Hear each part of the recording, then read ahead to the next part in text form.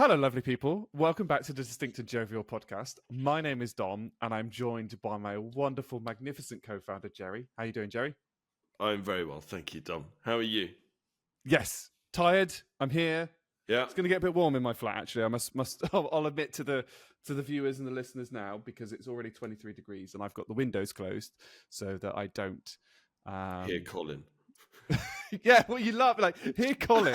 Actually, there is a collection of people that live near where I live, and apparently they do. If I've got the blinds open and they see me, they will beep the horn. There you go.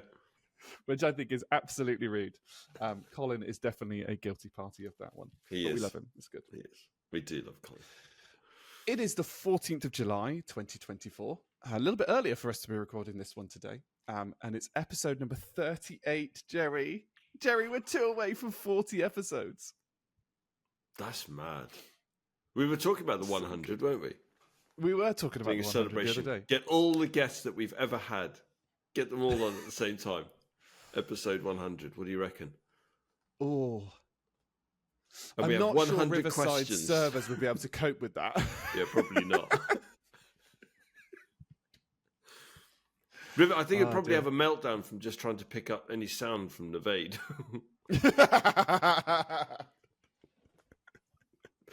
And process swearing.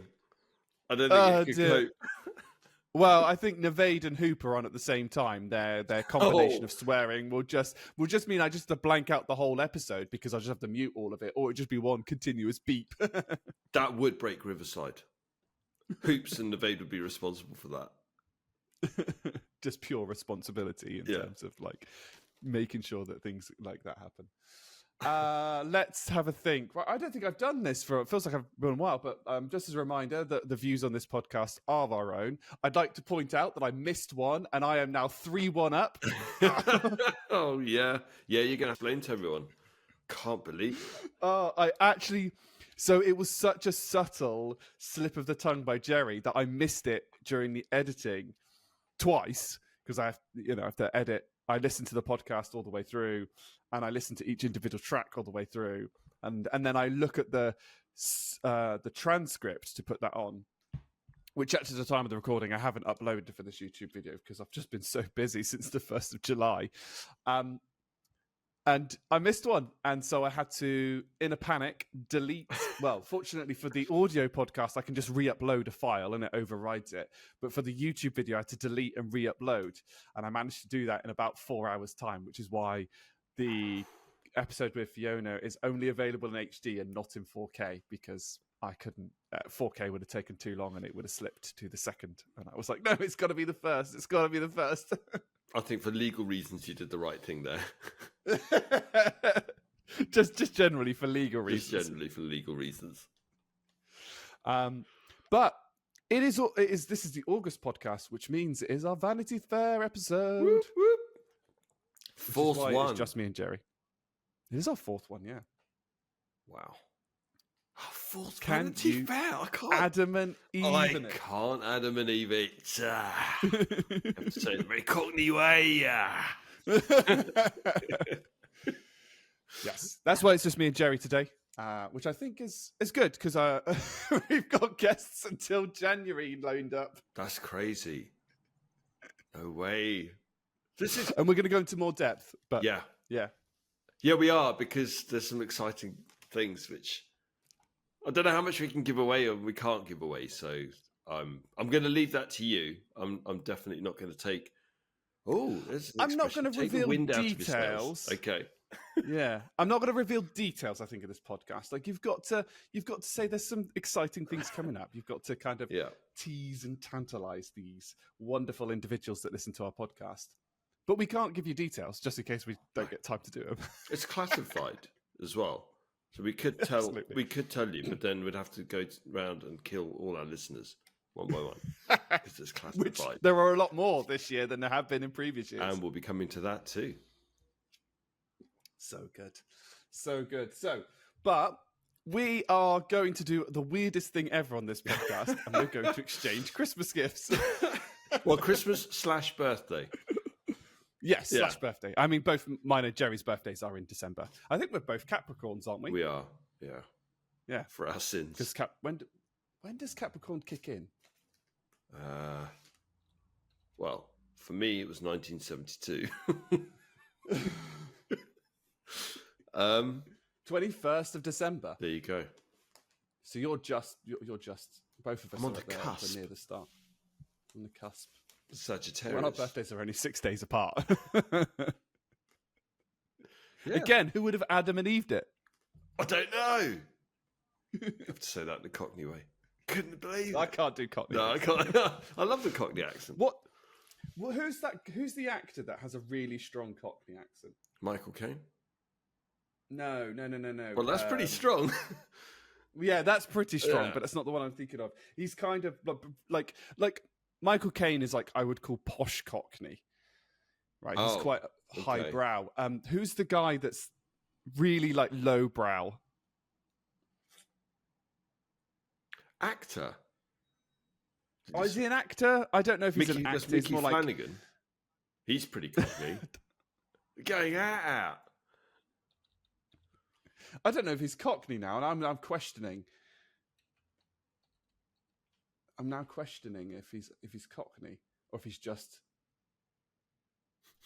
He might not be Cockney. I might be getting my accents completely wrong now. I hope you haven't completely messed this up and he ends up being Geordie.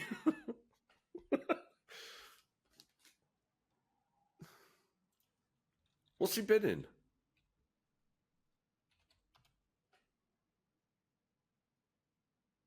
I don't. Oh, Danny Dyer. Oh, Danny Dyer. Yeah, he's pretty Yeah, Cockney. that's it. Yeah, that's it. Like he's proper like old school kind of rough and tufty. He is, and apparently somebody said, I didn't watch it, but somebody said they watched that program, Who Do You Think You Are? Where people try and trace their bloodline and their backgrounds, their family tree, and apparently he's like something like 80 something in line to the throne. Oh, nice. He's actually got royal bloodline. Danny Dyer, of all people, can you believe it? Wow. Can you Adam and Eve it? Can you Adam and Eve it? Exactly. There we go. We do know more Cockney sayings than that, by the way. I know that's the third time we've said, can you Adam and Eve it? But I have a very guilty habit of once I have a phrase, I will continuously use that phrase for about 3 or 4 weeks, and everyone gets fed up and starts counting how often I use that damn phrase. well, I pick up phrases and I use them for literally years. Like, I'm sweating like some sort of farm animal, which I've been saying since I saw it in the film The Birdcage, which came out. When did that come out? Birdcage. Yeah, that's such a good film with Robin Williams. Are you Googling it? You're going to save me having to Google it? Now. Okay, go for it. 96. 96. So since 1996, I've been sweating like I'm sweating like some sort of farm animal. Still saying it. The gold member, Austin Powers on. How many years have I? How about no? How about... That is Jerry's most common one. It just keeps giving. Absolutely. I love it. It's a gift that keeps on giving. It's a gift on keeps on giving. But so I should explain. So the reason why we are giving each other Christmas presents is because we were supposed to give each other Christmas presents in like January or In like Christmas. November before we kind of broke over Christmas, and then we never did. So we just had these presents just sat there. Life took over. Life took over. So, Jerry, you have given me 2 and a card. And I Yeah. believe that you probably have one box. I have one box. It's stripy. I can't remember if I put a card in. I can't remember if I put a card I in it. don't know. But it's stripy. There might be a card inside the box. If there isn't. Is it there a doesn't particular order that I need to open mine in? matter. Open the smaller one first. This one? Yeah. Okie dokie. And I'll open the card last. Okay. Fine. I'm going to open this one, and then you have to open your box. Okay. Oh, have you... Okay. First of all, how do I open this? Um, Right. you need a sharp knife. There isn't a gap. For our audio listeners, like I'm trying to find a gap. Aha. I'm trying to find a gap to get Mine's into the the paper. gap. Please mind the gap Please. between the train and the platform edge. Ooh. I'm trying to get as much sound effects in it. Listen. Oh, that sounds very satisfying. Ooh, shiny. Oh my god, that's amazing. So Jerry, I'm going to show it up to our video listeners. That is amazing. There you go. Jerry has given me a book, 100 Great Podcasting Tips from 100 Great Podcasters. What would be cool, actually, is I want to find more podcasters to listen to so I can steal their ideas. There you go. And this book might help. I thought it was pretty cool. For people that have been doing this for a while. Well, we've been doing it for a while, for goodness sake. Yeah, we've been doing it for a very long We're time. veterans now. Do you know what's interesting? I was looking at some of the other like podcasters that I've listened to, and some of them that I listen to that are quite popular have been going a lot less than us. And sure, we're not celebrities, and the way that we market things is probably not, efficient and things like that. But we're just making slow and steady progress and having the greatest of fun while making a podcast. It's great. I love it. Right, your turn. Right, your my turn. box Here now. we go. Let's see if I can get. Tell me if it picks this up. Yes, go. Nice.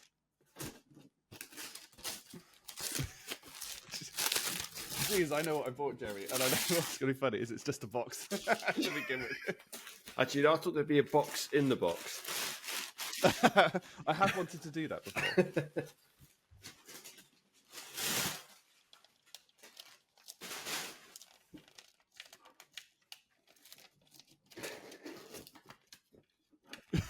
See, open the box. Oh, there is a card in here, Tom. Do you want me to open There is that a card. last? Cool. Let's I open can't that remember first. because I gave you the box in December. Shall I? Okay. Let me get the present out first. Ooh, Yes. clothing.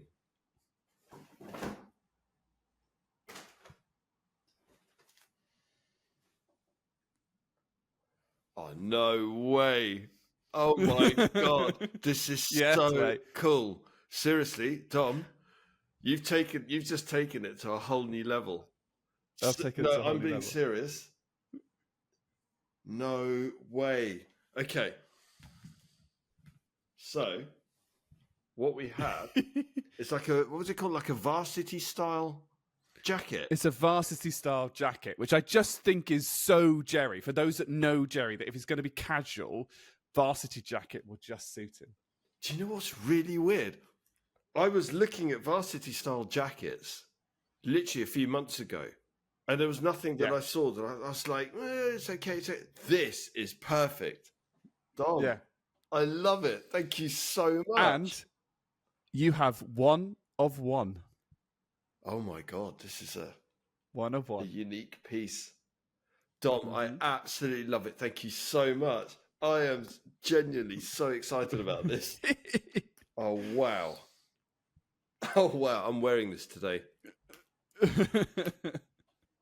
Oh, Is that when you're going to take the giant douche and the third sandwich to the allotment? yeah, basically. Sod it, I'm wearing it now. I'm not even joking. I'm wearing that now. That is so cool. That is just so cool. Thank you so much. Oh, you're welcome. That is so cool. Right, let me put this on. Oh, it's lovely. So warm and fluffy.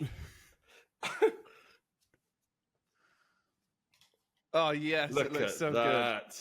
Look at that. good. Oh, it fits perfectly as well. Yeah, that's perfect. Oh, I Yes. need to see that. Look at that. Dom. what is it? What is it? Says great success. Ness. Great success. I like. This is amazing. I love it. Absolutely love it. I'm wearing this today. Awesome. Nice. I couldn't remember if it's poppers or buttons. It's Is it poppers. I think? It's got to be poppers. Yeah. Look at that. Oh, so cool. I love. Oh, look Yeah. at it! A big cheesy grin. Look at that. That's amazing. Right, I'm going to open the second present Oh now. wow. Again, you seem to have made it out of indestructible sellotape. Oh no, yes. I want one of these. I've always wanted one of these. Like, it's not something I can kind of do in terms of like my flat yet, but oh yes. It had to be done. Yes. Oh, that's so good. Look at that. So for our audio listeners, it is an on-air light. Yes. Oh, it's wall mountable as well. Yep. Ooh. It's kind of like the box itself is kind of like hooked itself, and I can't get my thumb. I can't believe I've got Okay. a varsity jacket. So cool. So good. Oh. I wonder if it comes with batteries. Oh, this is too light to have come with batteries. No, I don't think it does come with batteries. Pretty sure it doesn't. Batteries not included. Yeah, there you go. What does it need? Batteries. Triple A. Oh, it's got micro USB though. Oh, that means I can do some like when I've got my property right. So I've got a real ankling to do some like DIY, which you can't do in a rented property, unfortunately. But I'm so looking forward to like doing like additional cabling and things like that. Amazing. So yeah. Yes. What, you're talking about things where you can like plug in USB across the house? Lots of USB yeah. points and stuff across the house. Nice. Yeah. Oh, Yeah, it's so look cool. at that. Oh, mate. Oh, I don't have a screwdriver though. Oh, it's got like it's got wall-mounted bits here. Yeah, I brilliant. just buy myself a screwdriver. I don't think I've got one that's small enough for that, but that's fine. But it's got the micro USB. Does it come with a micro USB? Yes, it does. Oh, that's lucky. Nice. Yeah. And then, so micro USB there, which means I can plug the micro USB in there, hook that. You probably want that like on above, like a door, Yeah. like the door to your To the recording studio. Because eventually, because what I'm probably going to be doing is, at the moment I use a green screen because the background behind me is not very nice. But my intention when I build an office is I could have that then just like in the background and then hit and then go, everybody, we are ding and on air. Sweet. Yes. Sweet. And this is going to look so good next to the Matrix poster. Oh, I'm so happy. Yeah, same here, Dom. A varsity jacket. Mate. Seriously. I'm going to put it back in the box. Love it. I just love for this. For folks that normally listen on Spotify, I would recommend coming along and just watching this section on YouTube. I'll chapter it for everybody. Yeah, do it. I think cards will probably end up leaving because they've probably got some personal messages. Yeah. I'll I can't fold the box. I'm an absolute nincompoop. Dom, thank you so much again. Seriously. Oh, This no. is- look, No, I mate, mean, you- look at that. Look. I was worried. I was like apprehensive. Like I've not done enough here. I've not done enough. But you have absolutely, like I've not done enough. You have done enough. out This the is water. amazing. It's so comfortable. It's so nice. I have opened your birthday card because I wanted to look at it. Yeah. It says hip hip replacement. With the hooray crossed out. Oh man. You, sir, are the biggest legend. That we Oh, I've know. just read- I've just read. yours as well. Thank you. Yeah. Only 7 months late. Hey, better late than never. Or are we 5 months early? But well, I think 5 months early now. No, We've got past. no, it's got to be six. It's got to be 7 months late because I'm getting you another Christmas No, present. yeah, birthday that's present true. this year, Yeah, obviously. I'll do the same. No way. Oh dear. Right. Oh, I don't know where to go now. Like, this is amazing. Right, Like, so we've gone to something very positive. Let's go to something very negative with Room 101 rants. Oh my god. Royal Mail! I cannot believe. So, just to set some context, actually, for everybody, Dom messaged me and said, "You might want to check out our shared document, which is the document that we use to reference for the podcast." And he said, "Oh, it's another Royal Mail rant," and I was like, "Are you joking?" So there you go. I've teed you up now. I've given it away, but. I cannot ready? believe 3, 2, it. 1, swing. I mean, right, so I think my rant for this mostly comes down to companies should have like, generally have a USP, unique selling point. They have a purpose in life to exist, right? Whether that is Amazon, which is a retail company to get people delivery as quickly as possible, whether it is Apple to make really nice, high quality products, whether it is HP, whose unique selling point seems to be to make the most evil printers known to man. Like, each company has their own unique selling point.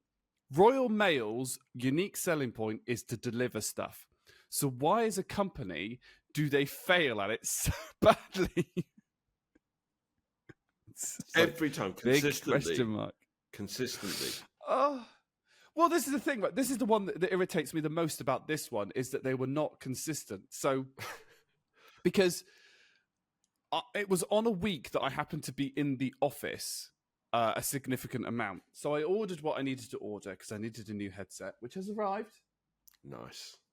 Myself and Jerry are both rocking now the same headset because that's how we roll.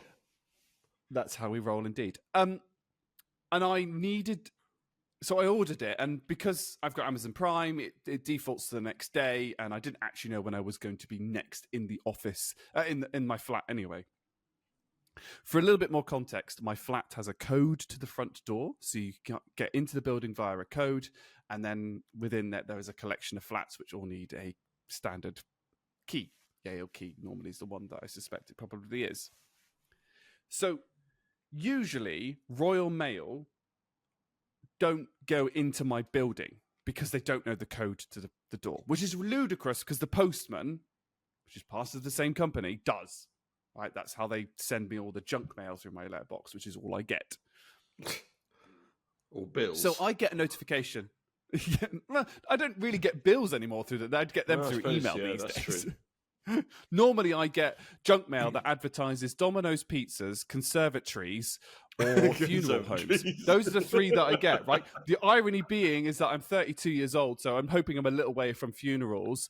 Domino's Pizza I've given up because of the new health trend, and I live on a first floor flat, so there's no way I can have a conservatory. No, it wouldn't be easy to have a conservatory, would it? Anyway. No.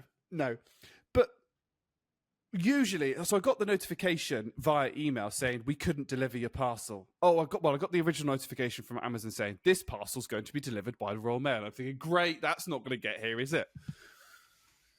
Right.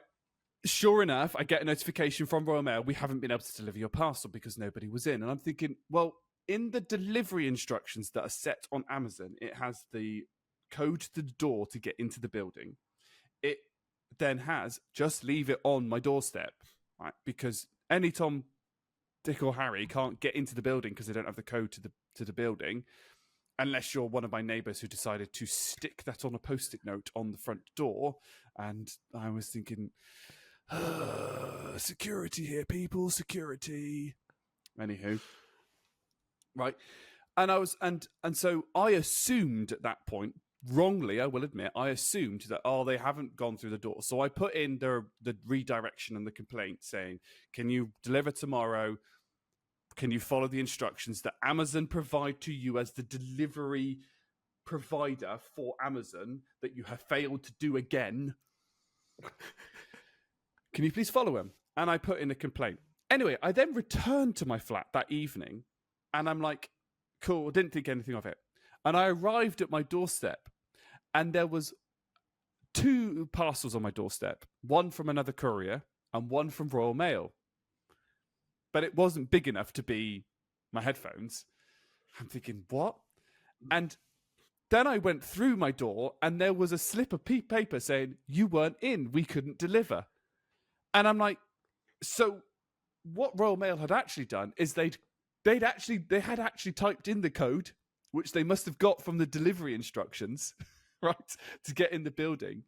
Then what they've done is they've put one of the 2 parcels that came as part of my Amazon order on my doorstep, posted the "you're not in" card, and then took away one of the other parcel with them.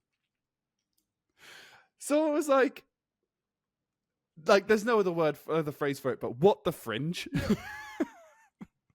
What the actual bangs is going on here? Bangs. So I phoned them up, middle of the day. I don't know, it was like 2:00 the next day. And thinking, right, let me get through to somebody so I can say, what are you doing with your lives? There was a 40-minute wait time to get through to some, after I figured out the infuriating automated system, which was like, if you want to redirect a delivery, no, I want to shout at somebody who's being an idiot. But 40 minutes wait time. I was like, how?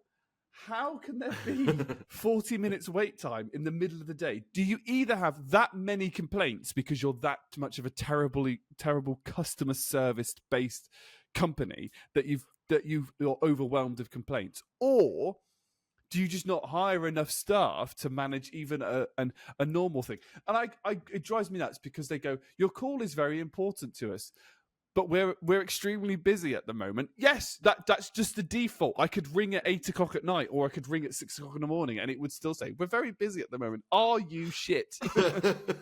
You just don't want to take my call. So eventually, I phoned up slightly later, and I had a 10-minute wait in the end. And I said to this poor customer service, I said, look, is this being recorded? Yes. Right. Can you just put your phone on the side? Don't hang up on me. Just put it on. I'm going to tell you how to run your company. Just listen to the instructions that are on, or read the instructions properly that are on my Amazon delivery order if you're going to deliver an Amazon thing. There is no wonder Royal Mail is running out of money and not able to deliver its service if it can't deliver a good service to begin with. All the other delivery companies never had a problem, apart from Yodel, never had a problem. Even Evri and whatever Evri was before. What was it before? I can't remember. Yeah, they keep changing their names. They changed the name because it had such a bad reputation. Hermes, that was it. They changed the name because it had such a bad reputation. It was just the same company rebranded. But I've never had problems with them here. All of them. DHL, etc., etc. UPS? Never had a problems with UPS. But Royal Mail, fundamentally, just need a clonk on the head. The thing is, though, I don't get a choice from Amazon who delivers my parcel. You just order what you want, right? And Amazon pick a courier that's true. that's got an available slot. And so there's no way for me to go back to Amazon and say, stop using Royal Mail. They are literally I can't think of a bad phrase, but you know what I mean? Yeah, because it will just default. It's got some algorithm, I'm assuming it just uses. Yeah. It just goes whichever delivery system is available for the next day delivery. Well, I've learned something new. I didn't know that Amazon used Royal Mail. Because I've never had Royal Mail deliver an Amazon parcel before, ever, in all the years I've been ordering stuff from Amazon. It's rare. It's really rare. When your name and it's comes normally... up. Yeah. Order from Dom White. Diddly-dee. Order from Dom. Let's shunt it through Royal Mail. So yes, that's pretty much my monthly Royal Mail rant. But should we keep that in as a regular thing there? Like when you copy the document across, just make sure that bit's in there all the time. What thing has Royal Mail done to What me is this it now? month that's irritated me? the thing I can't get right, and I talk a bit more about like privatization of companies and a little bit, because obviously Royal Mail has been privatized, and the water company was the other ones that's going to be privatized. That is privatized, and we're going to get stung over. Our bills are going to go up by £94. Yes, but we rewarded the CEO of Wessex Water, who's been in the job for 3 months, £104,000 on top of his £4 million annual salary. Why? Why? When sewage into the seas and the rivers is at an all-time high, when leaks are at an all-time high, and cost of living is at an all-time high. It's pure stakeholder capitalism. Yeah. Like, you are stakeholders, you take the risk, not the consumers, in terms of losing money. And the fact that companies can be held to ransom by stakeholders that want to make money makes me cringe, makes me die. And it's like, get it out the privatization hands, put it back in a sensible thing where all money that is made is invested back into the company, and life will be much better. Yeah. Well, and that is my very short privatization rant. Well, it's like the rail service. They've privatized that. So it's got to a stage now over the last, I'd say, 5 years, where the starting point wasn't exactly great anyway in terms of service. Yeah. But the rail service that I have to use, which I won't mention, to get into London is so bad. And I had to rely on that for my previous job. It is so bad that it's got to a stage now where I will do everything I can to avoid going into London, because it's just not worth the hassle.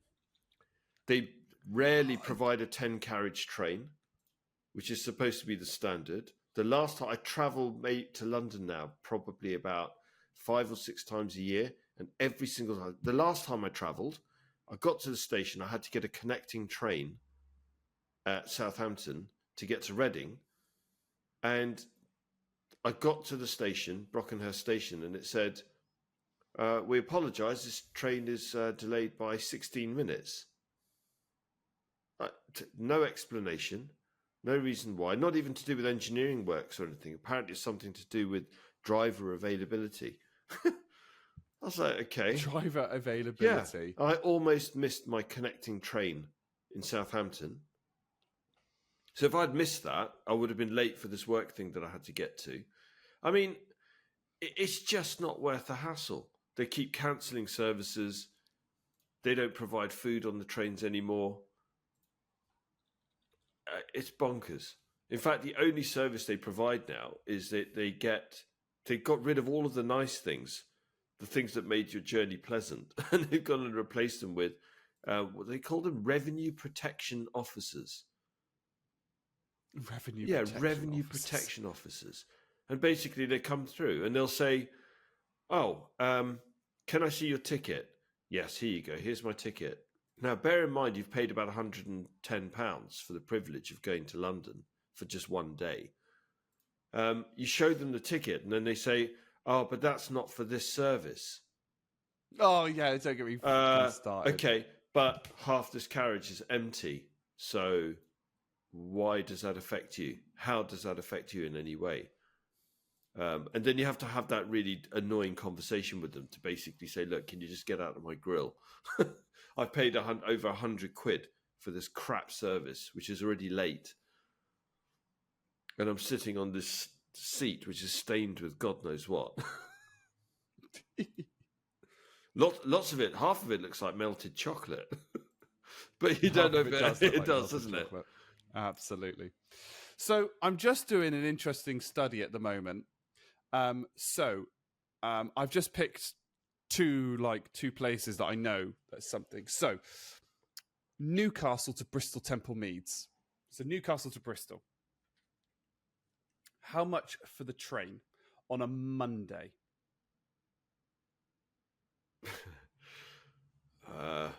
Have a guess. I reckon about £200. Cheapest single fares from 270. You can get a return for about 190, right? So let's say £200, and it takes 4 hours, 51 minutes. How much to fly? I reckon it'll be about 80 quid. No, it's not quite. It's about the same price. You can get it for about £198. It's an £8 difference. The difference is it takes you an hour. And because it's an internal domestic, you only need to be there an hour beforehand, not 2.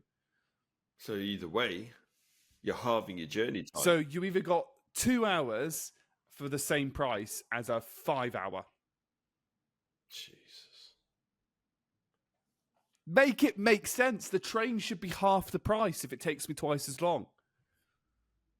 That's bonkers. Not only that, so I can get, because that would be an 8:30 flight to land at 20 to 10, and then it's a 10 to 8 flight on the way back to land at 5 to 9. So if I left at 6:40, I would get there at 11:30. And the latest train that I could possibly get back is the 5:35. So I'd have 6 hours versus in Bristol versus 10 hours. Take away the hour to be there and early, so still 9 hours. It's insane. Make it make sense. It is insane. Really? Anytime return, £436 on the train. That's for one journey, which is almost the price of a holiday. Return to 2. Yeah, no, but yeah. as in, you only want to do that for one. Yes, sorry. Yes, that's what you mean. That's almost the price of a holiday. Now, the only issue is you will be on Squeezy Jet, which means that your flight will be delayed by 4 hours anyway. So, Sleazy Jet. Oh, I like a bit of Sleazy Jet. No, I've never had a flight that's not been delayed when I've been on an EasyJet flight. You know, it's all part of the service. So yeah, make it make sense. Well, now that Labour are in, and I'm sure someone's going to point out, by the way, right, that you're going to Newcastle Airport to Bristol Airport versus Newcastle train station to Bristol Temple Mead. So you're more central for the train stations, which I get. So you still have to take some sort of public transport perhaps to get to them. Still be quicker. But the rail links are usually pretty good. And what's that, £8? Yeah, still be quicker as well.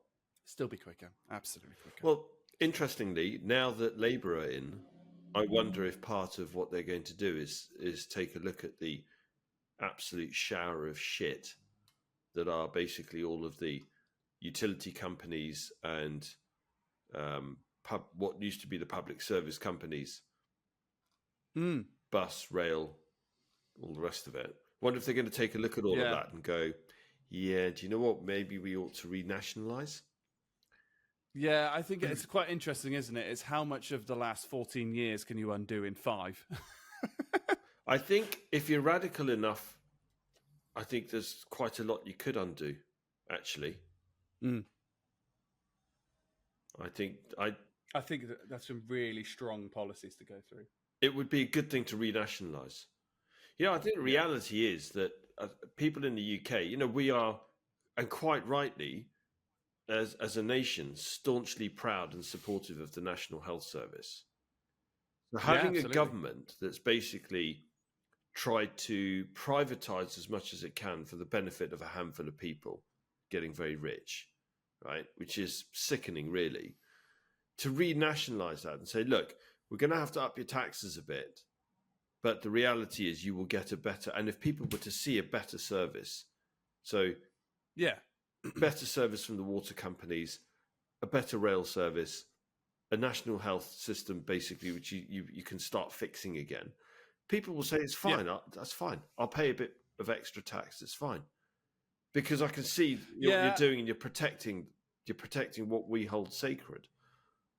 Absolutely. And this is why I always think that there should be that sliding scale of tax, right? Because a person that earns £1 billion a year, what are you going to buy with £1 billion? right? Like, realistically think about it. It's not, there's only so much in the world that you can do that. And people need to spend, right? That's the problem with the economy at the moment, where because people aren't spending, prices then go up because people need to make money, and then less people are spending, so the prices go up, and it's a snowball effect, and somebody has to kind of bite the bullet and go, I'm going to make mine really cheap and almost operate at a no loss rather than a profit margin type thing.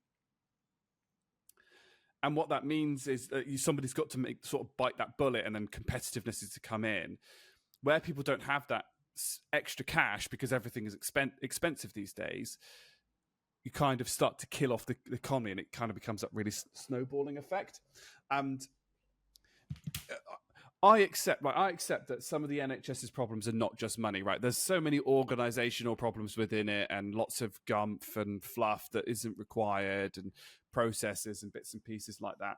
But nobody seems to be addressing those as well. Like, I don't mind paying a little bit more on tax if it means that the NHS can actually be usable by more people. Do I think that people over a certain threshold need to be taxed more? Yes, absolutely, right? If you're earning over £250,000 a year, then yes, you should be taxed at 60, 70%, anything above that, because you don't need it, right? If you're earning that much, you can effectively buy a house every year, give or take at the moment, with the average, outright. Yeah. So, yeah. And I would also like to point out, now that Labour are in, you see, there is a certain car company that really should capitalise on it. Oh, dear. What are the different Kias? I'm just having a look. Discover our range of models.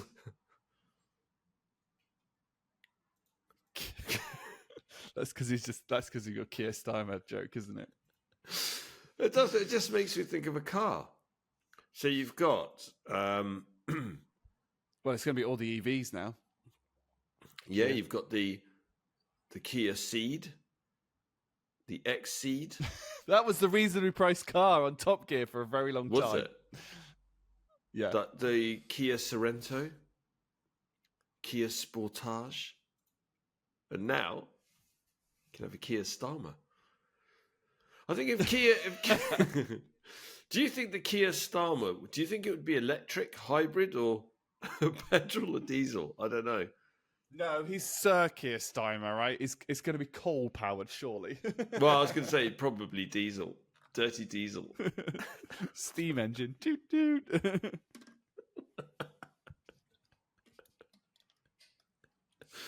Oh, dear.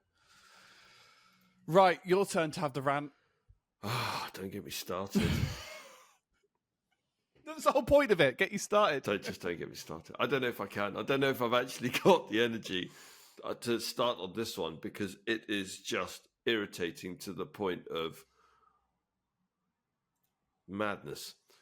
The weather in the UK. It's so British. Honestly.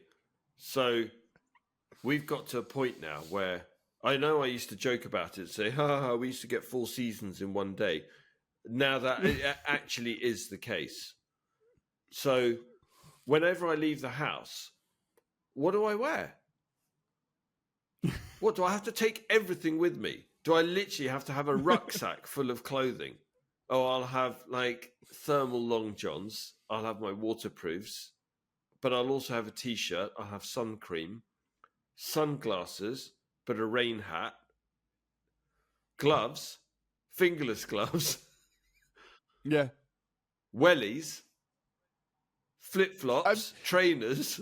Literally. You laugh, but so I did a community day with our company on Thursday. So instead of being sat behind a desk answering emails, I was pulling stinging nettles up in like a community place that's near where I live.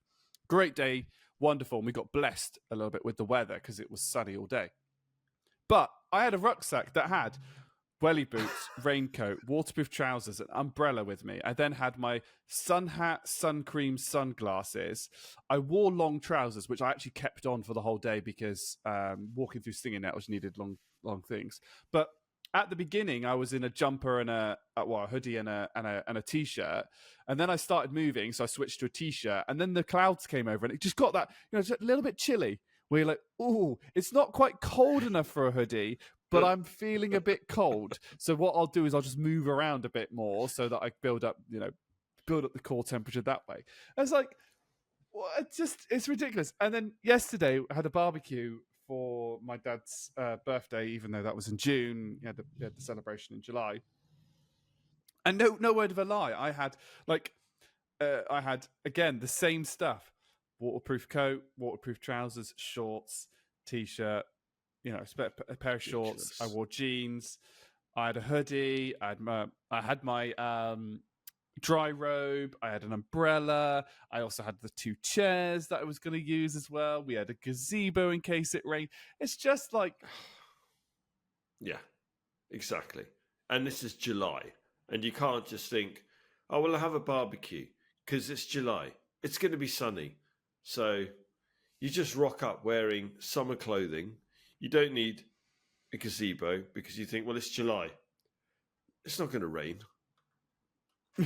It's not going to get so windy, because that's the other thing. You put the gazebo up and then all of a sudden it gets really windy and then your gazebo flies off into the neighbour's garden. I mean, I will say this year I think has been the least windiest so far that I've known the UK. I will admit, and you're very that sensitive to that, so you'll know. Yeah, because I don't like. I think that I would rather it was raining and not windy than windy and not raining, because I think the wind just does my Sweden. I haven't got time for it.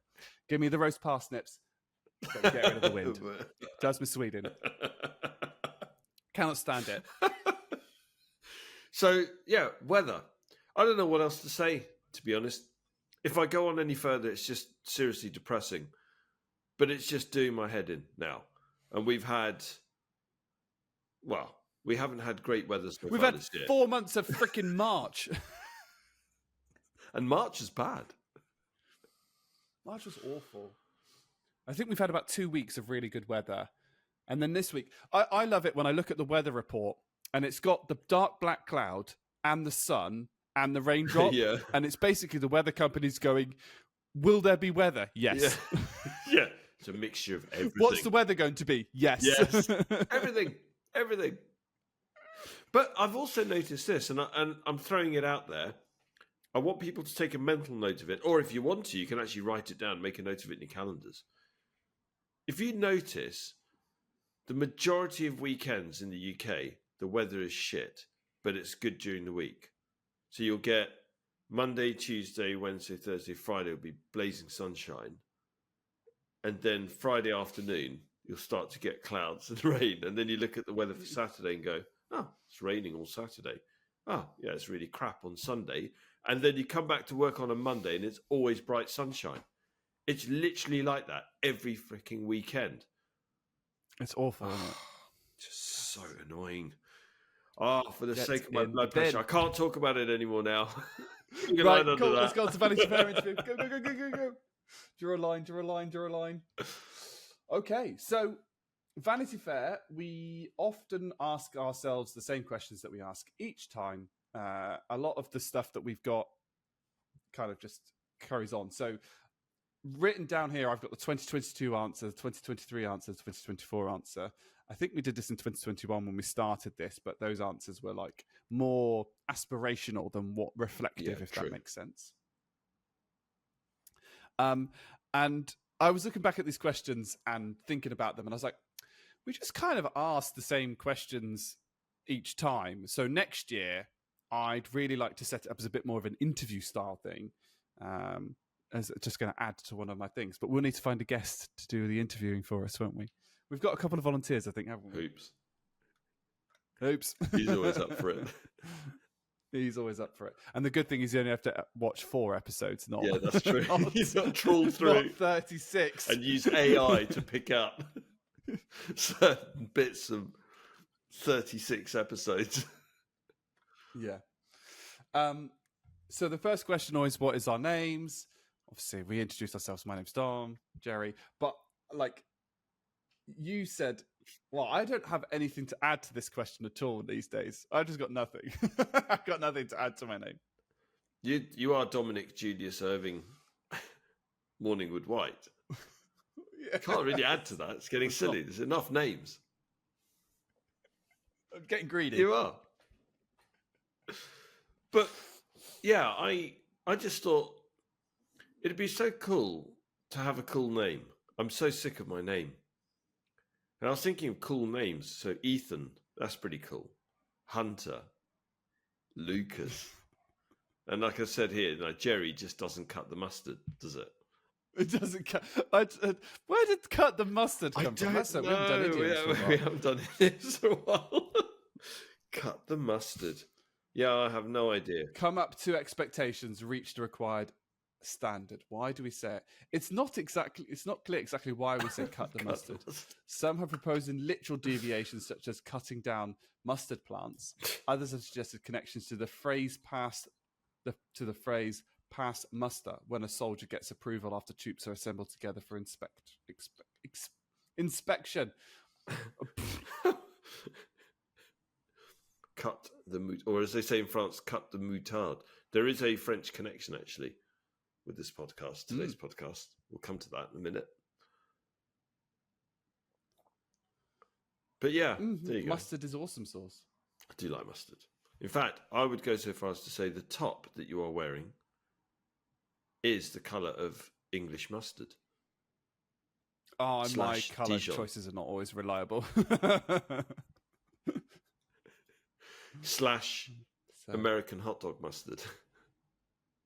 / American hot dog mustard. So, okay, fair enough. It probably comes from harvesting mustard plants and having a blunt scythe where it would cut the mustard. So it hasn't reached expectations. There you go.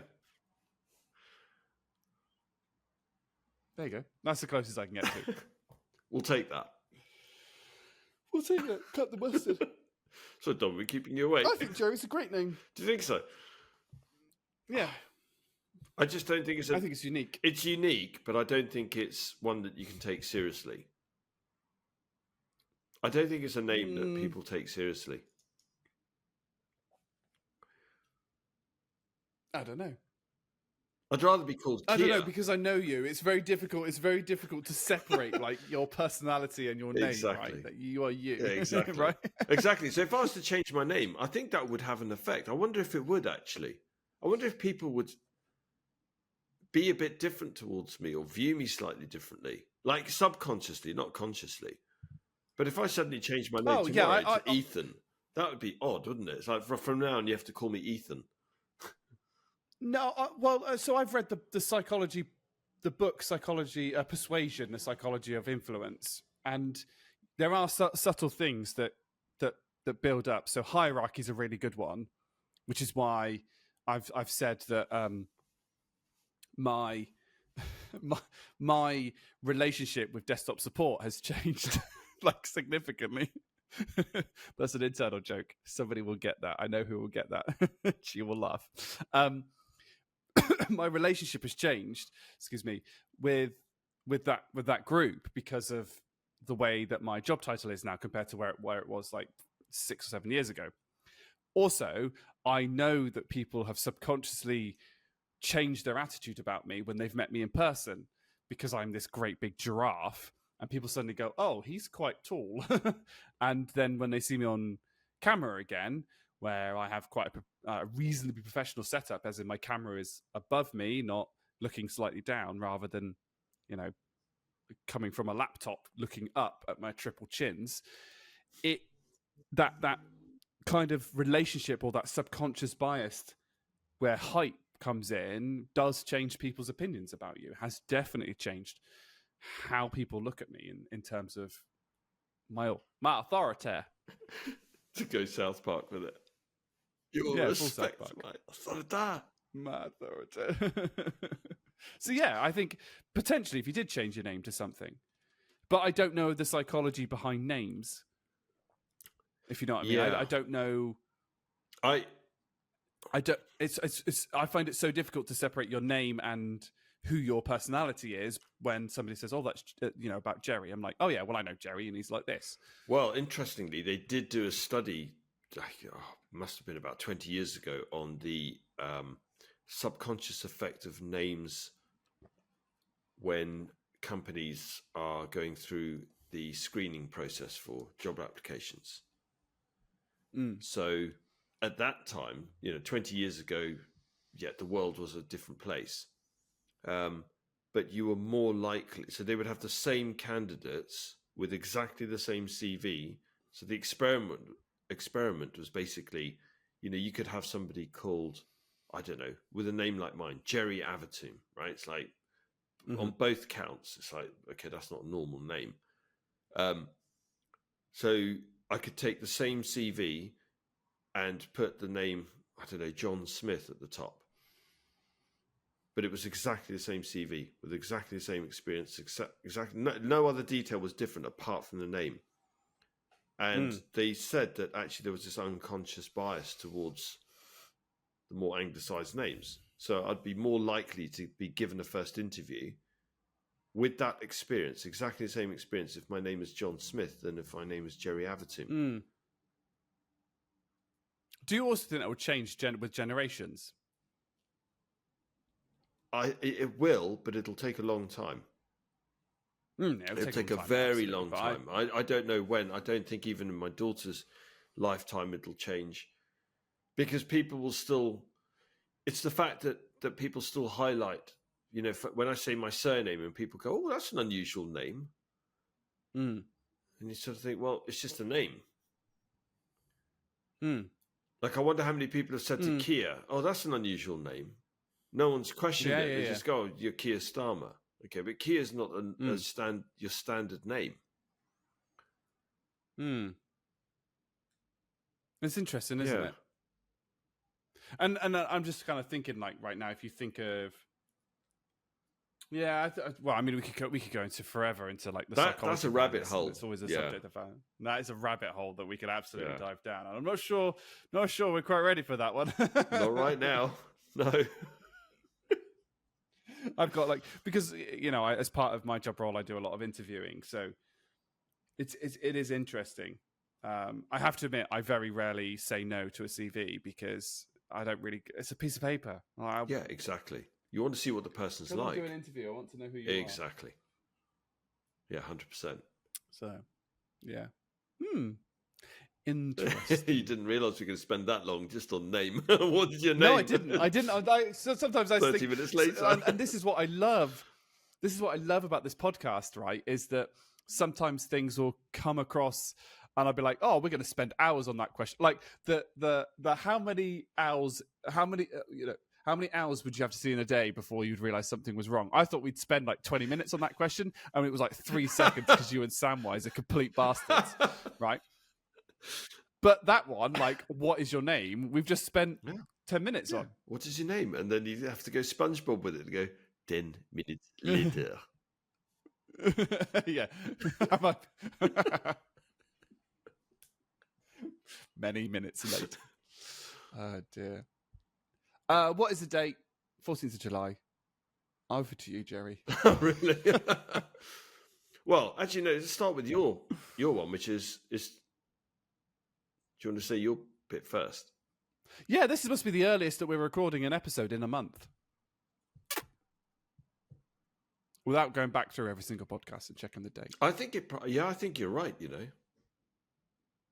And I think because we do a monthly podcast, it's really important to say the date. Yeah. Right, because people might be like, for example, we don't know the result of the Euros final. England versus Spain. That's true. Yeah. Right?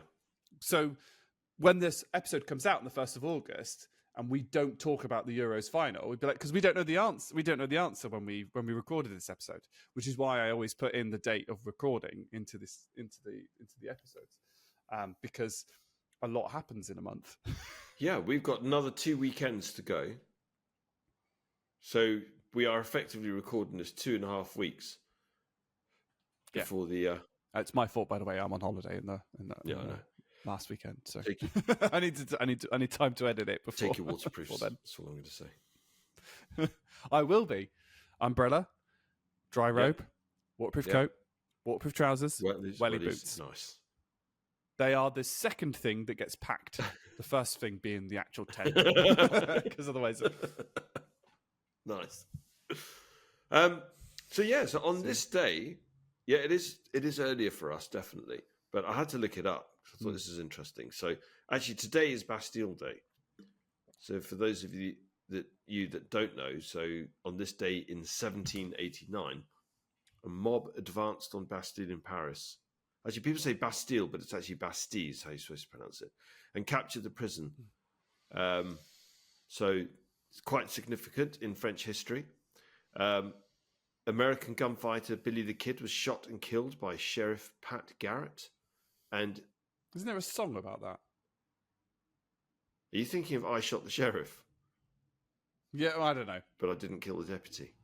That was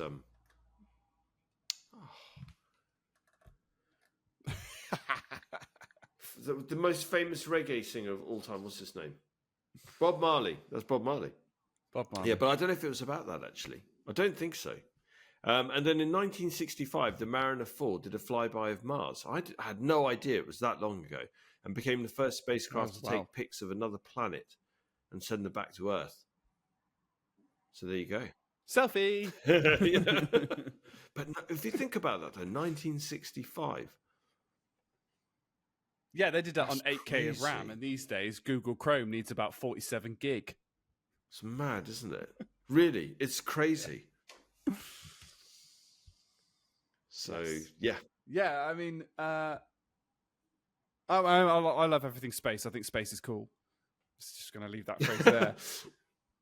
But yeah, no, like similarly, like I said, they did it on like 9K of RAM or something, 9 kilobytes of RAM or something ridiculous. And these, like I said, like, well, my Google Chrome is currently using 1.7 gigs. That's... How do you even get your head around that? I know. You know, the computers that they use. And it's in efficiency mode, apparently. Oh, yeah, of course it is. Which I can't turn off, which is really irritating me because I'm like, well, actually, I want a bit of power to keep this running so it doesn't crash. But I'm just going to, whatever, PC. It's things like that.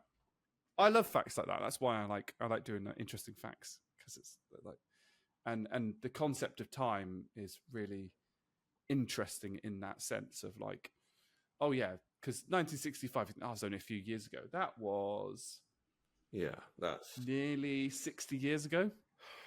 And I was born 59 years ago. I was born 7 years after that event. Yeah. Hashtag old. Wowzers. Hashtag just saying. Yeah. Hashtag wrinkly.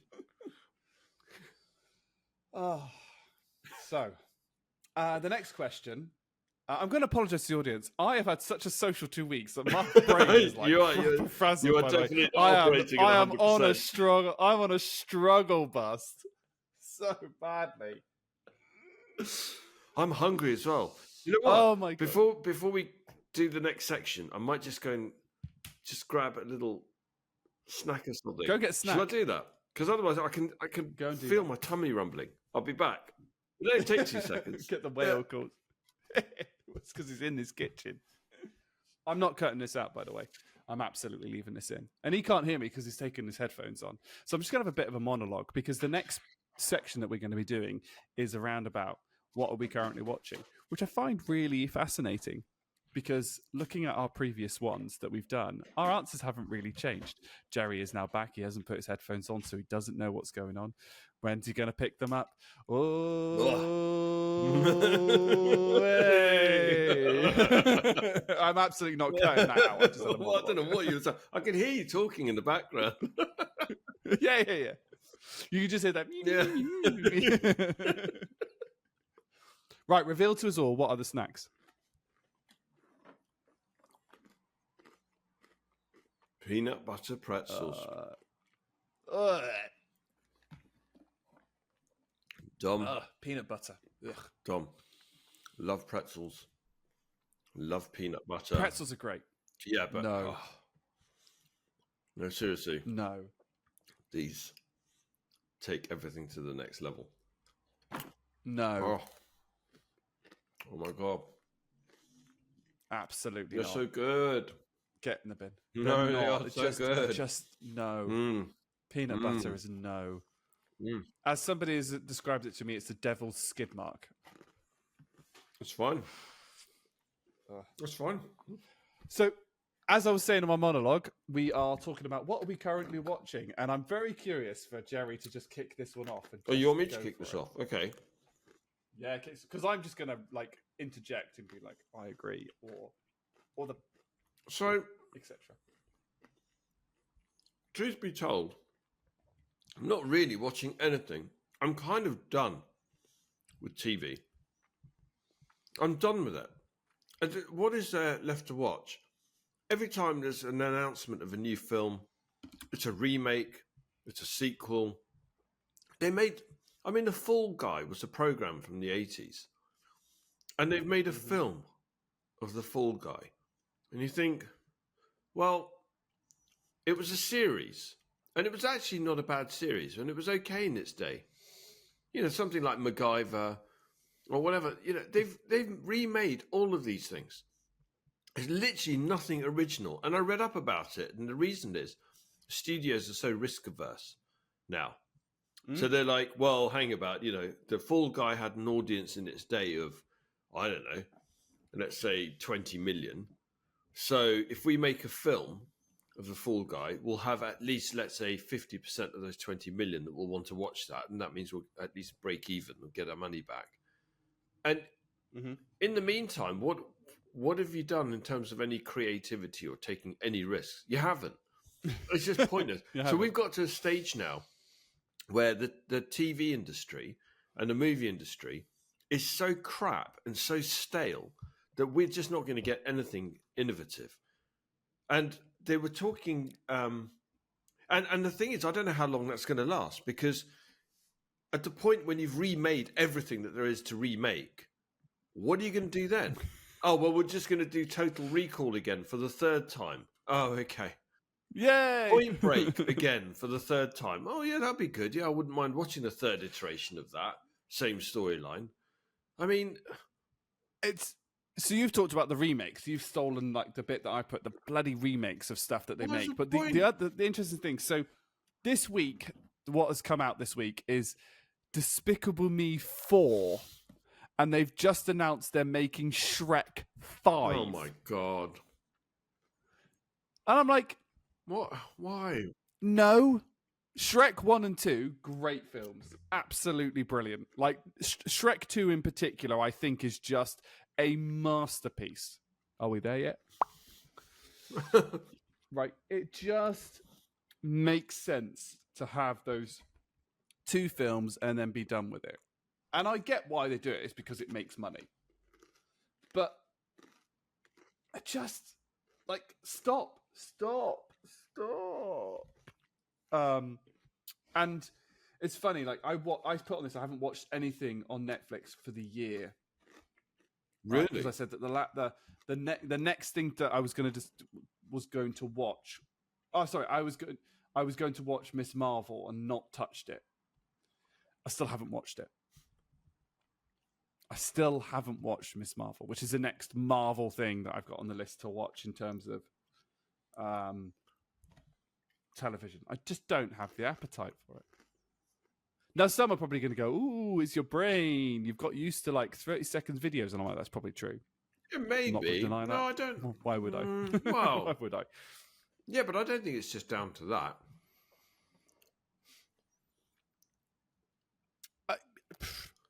I don't know what it is, but I've not watched anything. I've watched one thing consistently, and that's it. And that is the F1. Yeah, which is That is the only thing that I've watched. live sporting event, Yeah. and that makes sense, right? Yeah. Get that. But outside Absolutely. of that, what is it? You tell me anything that you. Every time I sit down to watch a film, I'll get about quarter of the way through and go, oh, God, okay. And I've got very good at doing this now, where I think, okay, this is dog shit. I'm not going to invest another 90 minutes of my life in watching this, so I will cut my losses. Yeah, I'll watch half an hour of this. Shit, I'm switching it off now. Yeah, I've noticed that. So I didn't enjoy the first 3 episodes really of House of the Dragon. I just couldn't get back into it. Right. I don't care that I haven't watched it yet, whatever. Exactly. What was it that... I know everybody was going on about it. I watched, I think, the first couple of episodes, first 2 or 3 episodes of Breaking Bad. And... Oh, I refuse to watch Breaking Bad just out of principle. There's so many people, everybody says, oh, it's the best thing that's ever made. And I started watching it and went, no. Because I actually took a look at how many episodes there are in total, and each episode is like an hour long. And I thought, no, I'm just not doing this. I refuse to invest literally months of my life just watching something. You get to the end of it and you just go, right, okay, so what? So what? Who bloody cares? I mean, it's fine, but I also think there is a part of me which is like, I think I'd rather watch a film that's really impactful, that's really good. Something that really entertains me. And that comes along now only, I would say, maybe once or twice a year. And the rest of the films I watch, I just go, oh, what? A lot of the films I don't even bother going to, the Marvel, everything around Marvel and DC and all. I can't keep up with it anymore, Dom. What? I don't even know what's going on. Keep up. And even I was a big fan, and I can't keep up. The other one is Star Wars. Yeah, there you go. Star Wars. I don't know what the hell is going on. I'm not up to date. Seriously. You had episodes 4, 5, and 6. That's what you started off with. Then they were like, okay, well, let's do 1, 2, and 3. Okay, I get that. Then they did Rogue One. And I was like... Which is a masterpiece, to be fair. Just blew me away. Unexpectedly, I went and watched that and thought, oh, wow. Because the way it just seamlessly goes into episode 4, I thought, and the way they filmed that, the way they made that, it's just beautiful. Yeah. It's amazing. But then it's just like, oh, look, Star Wars. Star Wars is really working. Star Wars, everyone loves Star Wars. Yeah. So they just kill it. They go OTT with it now. Oh, there's Solo. There's this. There's that. It's just, yeah. They've taken something that was so enjoyable and they've ruined it. In my opinion. Like, I have a list of stuff. They have a list of stuff. I've got a list of stuff, right? So, that I could watch. Oh, Jesus, I've got to stop. I've literally had about 40 of these. Jesus Christ. Like, let's go for what's released this year. Which would you like, Star Wars or would you like Marvel for this year? Oh, Jesus, do both. It'll be interesting to see how many have come out. Right, so you've got Season 1 Echo, which is a Marvel show. Season 3 The Bad Batch, which is Star Wars. Season 1 Tales of the Empire, which is Star Wars. Season 1 The Acolyte, which is Star Wars. Then you've got Deadpool 3, which comes out in a couple of weeks. All right, so Marvel, not too bad, but there's been 3 seasons of Star Wars stuff. And we're only in July. And I thought, no, maybe Ahsoka and Loki were last year. And they had, what did they have? 1, 2, 3, 4, 5. There were 5 Marvel things that released last year, and 1, 2, 3, 4 Star Wars things that released last year. Ridiculous. Just ridiculous. By the way, I've just realised something. Yeah. I need to apologise to all people listening. You'll be hearing mouth noises. Chewing noises. crunch. Yeah, sorry about that. I could hear Laura in my ear later on going, because she can't stand chewing. Like, ah! Was it really bad, actually? Did it come through quite loudly? No, it wasn't really bad. Yeah, but it was bad. It's fine. It wasn't really bad. But it was bad. Is that what you're saying? It's fine. Do you want me to take it out? Do you want me to see if I can audio clean it up? If you can, maybe dampen mouth. That'll be interesting, if it's possible to do. Yeah. I've got AI audio that I pay for to Oh clean wow, things that'd up be interesting to easily. see what it can do with I that. had to do the entire Swannies because his skull headphones were pants. Yeah, but still, They were as bad as Nevaid's, and I hadn't paid for the thing well, Navade didn't even use a when Nevaid was headset. around. No, Nevaid shouted at his laptop for 47 feet away while submersed in the in the Titanic with a pillow over his face. I mean, it's like, can you do anything else to get in the way of your own voice? Great content, just Couldn't hear it. Just on the Netflix thing, this week I will be officially closing my Netflix Nice. account because we have been struck by the password sharing thing, and my sister moves house, so I've just gone, that's it, I'm not paying for it anymore. Bye bye. There you go. And combine that with my current internet provider going, hi, you're coming to the end of your 18th month contract, which is currently £38 a month. And so we're going to renew it at £38 per month. If you don't go into a contract, it'll be £40 a month. But if we put you in the contract, which is £38 a month, we're going to charge you a £10 activation fee, despite the fact that I'm already activated on the thing, which means that the total grand savings over 18 months is £6. Wow. Activation for an active subscription. So, nice. And I phoned him up and I said, "Is there anything you can do about that?" He went, "Nope, I can't." And then he goes, and I go, "Cool, okay, I'm probably gonna end up leaving you at some point." And he goes, "Cool, thank you for being a platinum customer for 14 years." And I'm thinking, yes, I've been with Sky for 14 years. It's like, sod it, I'm changing provider, especially when the provider that can get it for 25 quid.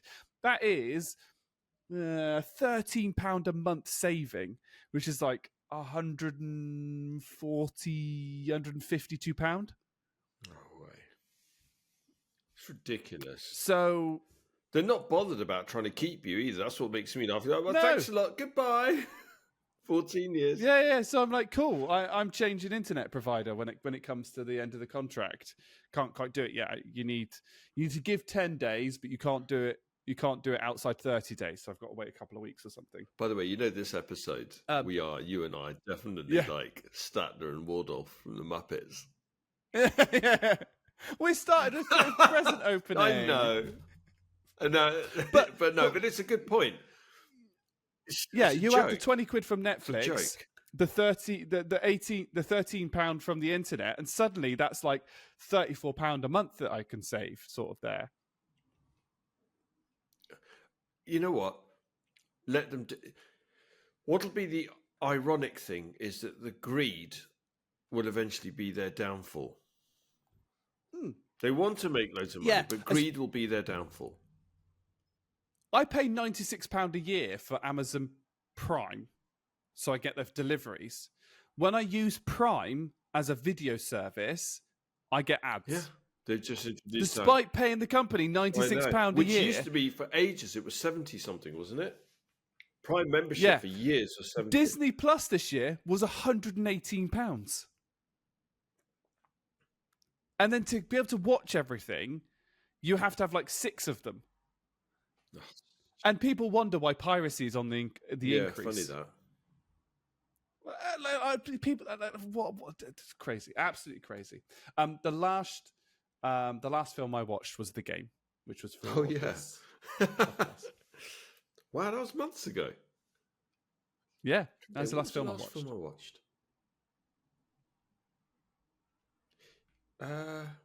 Actually, I have a confession. I have watched quite a few films, but I haven't watched them all the way through. Looks like I keep falling asleep. No, actually, that's not true. Okay, so the last film I watched was Plane with Gerard Butler on Amazon. And it was okay. It was all right. It wasn't like, wow, I'd never watch it again. Or it was okay. There were moments where you're just like, okay, that would never happen. It's really weird. It's one of those films where they put a lot of thought into coming up with really realistic detail in scenes. And you think, oh, okay, that was good. Yeah, you did some thinking behind that. And then, like later on, they'll do something and you go, okay, yeah, well, that would never happen. No, That would never happen. You're That would doing never it happen. because it helps the storyline, and you've just gone and ruined it now. absolutely. Just like so many silly things. It's why Chat Stevie T's idea of drunken movie reviews makes me laugh, because we don't watch movies. We don't watch anything.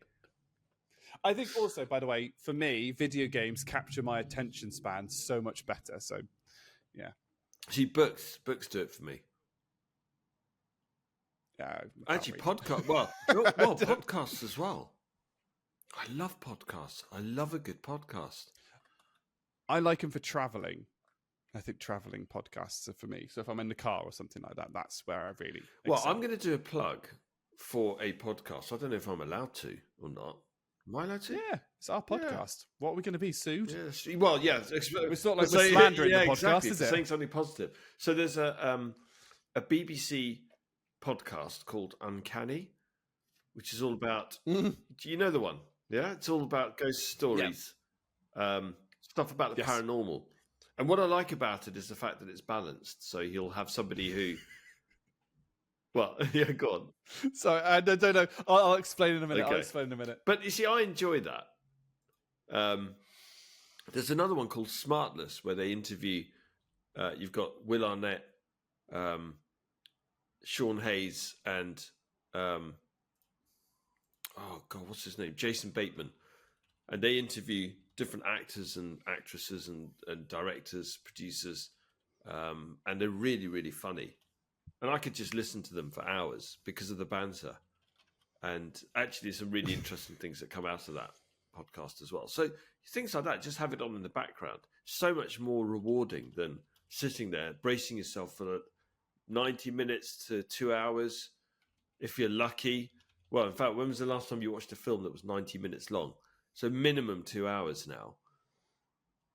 No, 2 hours and a half. That's why I don't go to cinema anymore, because you either get to the end and you've got 47 UTIs, or you've had to leave after the film and not actually seen half of it. Apparently, they're giving like free tubes of Anusol hemorrhoid cream.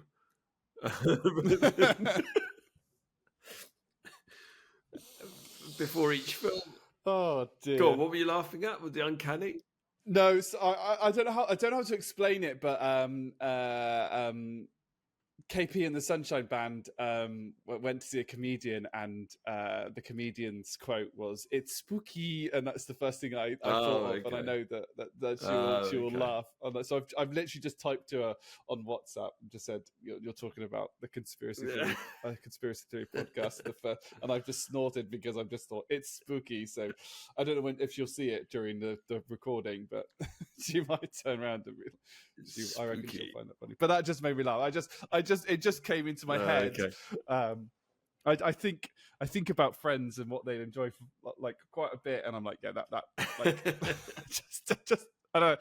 Some of these internal jokes are really difficult to explain, but yeah, brilliant. That was. But there you go. That's my plug for Uncanny. Now I have Uncanny. Well, speaking of subscribers and stuff like that, have you now seen the stats that I've eventually put on, which I put on like 20 minutes after you had written the document? Yes, it's incredible. It's incredible. Yeah. And I think some of the stats are actually better than, how to phrase it, than we think. What's interesting about those stats, the shorts, uploading the shorts is what gave us a big, in January, is what gave us a big catapult. Right. So I've got to pull my fingers out and keep doing the shorts, because otherwise we won't gain subscribers, I think, in the next year. Oh, wow. Unless I got some really, like, bits and pieces with some of the ideas that we've got. But yeah, so we currently have 57 subscribers on YouTube. We have, 2022 we had 21, 2023 36, 2024 57. Wow. Individual listeners on Spotify, we had 40 in 2022, 74 in 2023, and we have 167 in 2024. and we had 16 followers in 2022, 27 in 2023, and 37 in 2024. So that's quite consistent. That's like That's not quite bad. a consistent growth. Yeah. Like, which sometimes growth can kind of plateau, or it could like exponentially grow, but that's actually quite steady. So, and then I added a load of stats at the bottom. So, like, Swanee's podcast is hands down the most downloaded. He's the most popular guest by a country mile. Swanee, why is that? I wonder. Nothing against Swanee on this, think... by the way. Swanee, just so that you know. No. I just purely out of interest. No, because he's a legend. He is a legend. He's an absolute legend. But by the way, speaking of the movie that I watched, he has now just lost the game. So there you go. I think it's because the way that I market that one is talking about something specific in the title, and when I put it on things like Instagram and Facebook, I tag his school and his personal profile. Oh, I see. And then he shares it, and he has quite a big audience because he's got because of the Taekwondo community. So I think we probably get a bit of an influx of the Taekwondo community that are curious about that. I've decided that next year he's not coming on. I'm going to get his wife on. Get Jenny on. Yeah, fair enough. I take it you haven't spoken to him about this yet. This is going to be the first time he finds out about it. No, well, he's now going to know. But I haven't spoken to Jenny about it. But I also know if Jenny comes on, that our views will just go like this because Jenny is like Taekwondo royalty. Oh, we've got to get her on. Yeah. So yeah, those are the stats, which I thought were hashtag just saying interesting. They are. It's nice to see the growth, actually. Because I've had good feedback as well over, I keep getting good feedback and I sort of plug the podcast whenever I can. And in fact, we've got some friends who started listening to it a couple of months ago, which is good. Do it. And one of them actually is like, oh, I enjoyed the latest one, which was the, it wasn't Fiona's one. They started listening to, I think when we had Swanee on, and they said they really liked it. And then they've gone back to episode 1 to listen to it all the way from the beginning. So yeah, I'm really chuffed about that. Yeah. Spotify gender and age distribution, 60% female, 40%. Well, it's 40% male, but there's also 0.6 non-specified and 0.3 non-binary. You can tell like which of us plugs it more because the biggest age range is 28 to 34, which is 70%. I was like, yes, I'm winning that war, Jerry. I hang my head in shame. There's not many people as old as me. I do right. That doesn't count. That's cheating. It's a fact. I actually think it's people slightly older are less likely to put their age into Spotify than someone like myself. Or they could lie about their age. Maybe half the listeners are actually above 50, but yeah, they can't be bothered to scroll down. Like, whatever. I was born in... As long as I'm over 18, it's fine. I was born in 2002. There you go. Have it.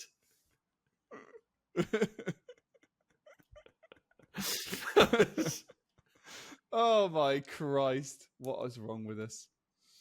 Okay. What do you think the goal for subscribers should be? I mean, we sort of said that we'd never really have this goal, but we keep this question in. I've just had so much feedback about people listening at random times. Yeah. So get people randomly talking. That's why I really struggled with Hooper's one, because I was like, I don't remember which podcast that was from. And then people ask about different podcasts. I'm like, I don't remember which podcast that was on. Well, I've had feedback from people say it's perfect for, when I go on a journey, if I'm traveling into London, or if I'm going on a flight, or if I'm traveling to Bristol or whatever, I'll listen to your podcast. So it seems to be the right length to cover that sort of 2-hour a 2-hour journey for people, and it's nice because they can just immerse themselves. They can just switch off from everything, immerse themselves, and just listen to us talking absolute shite for 2 hours. But the feedback's been, which we do very well. But yeah, there I've had feedback from people saying, yeah, I listen to it whilst I'm tidying up the house, doing house chores, washing up, putting washing on, ironing. Yeah, ironing. There you go. One.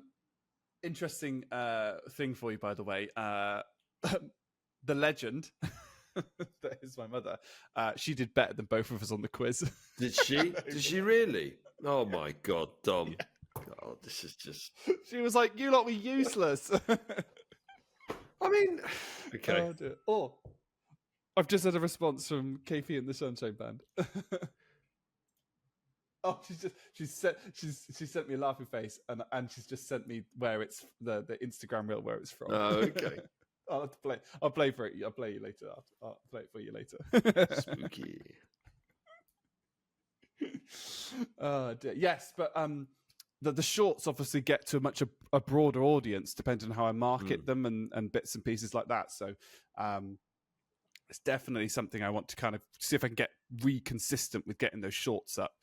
What I need is work to be less busy, my life to be less busy, and there's to be more hours in the day so I can still get 8 hours of sleep. That'd be good. So, yeah, absolutely good.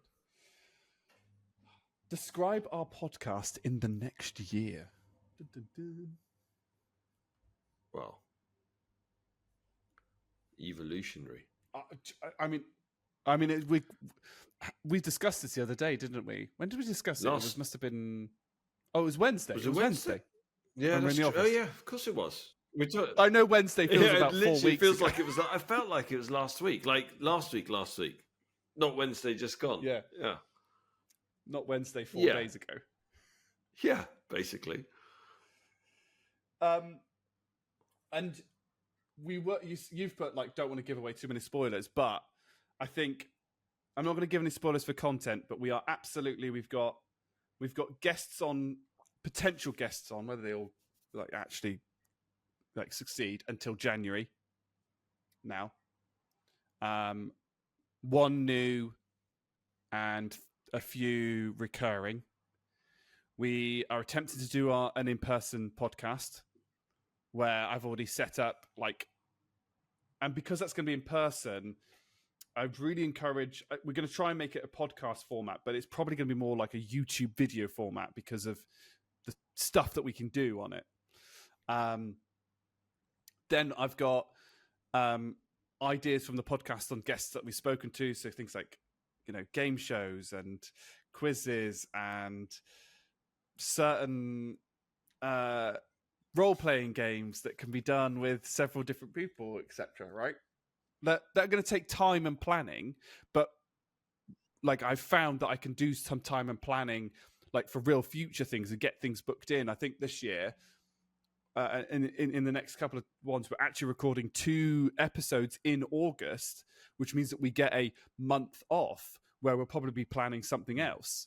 So yes, there's all that, but also Dom's going on holiday for 6 different places, which we haven't got to that question yet.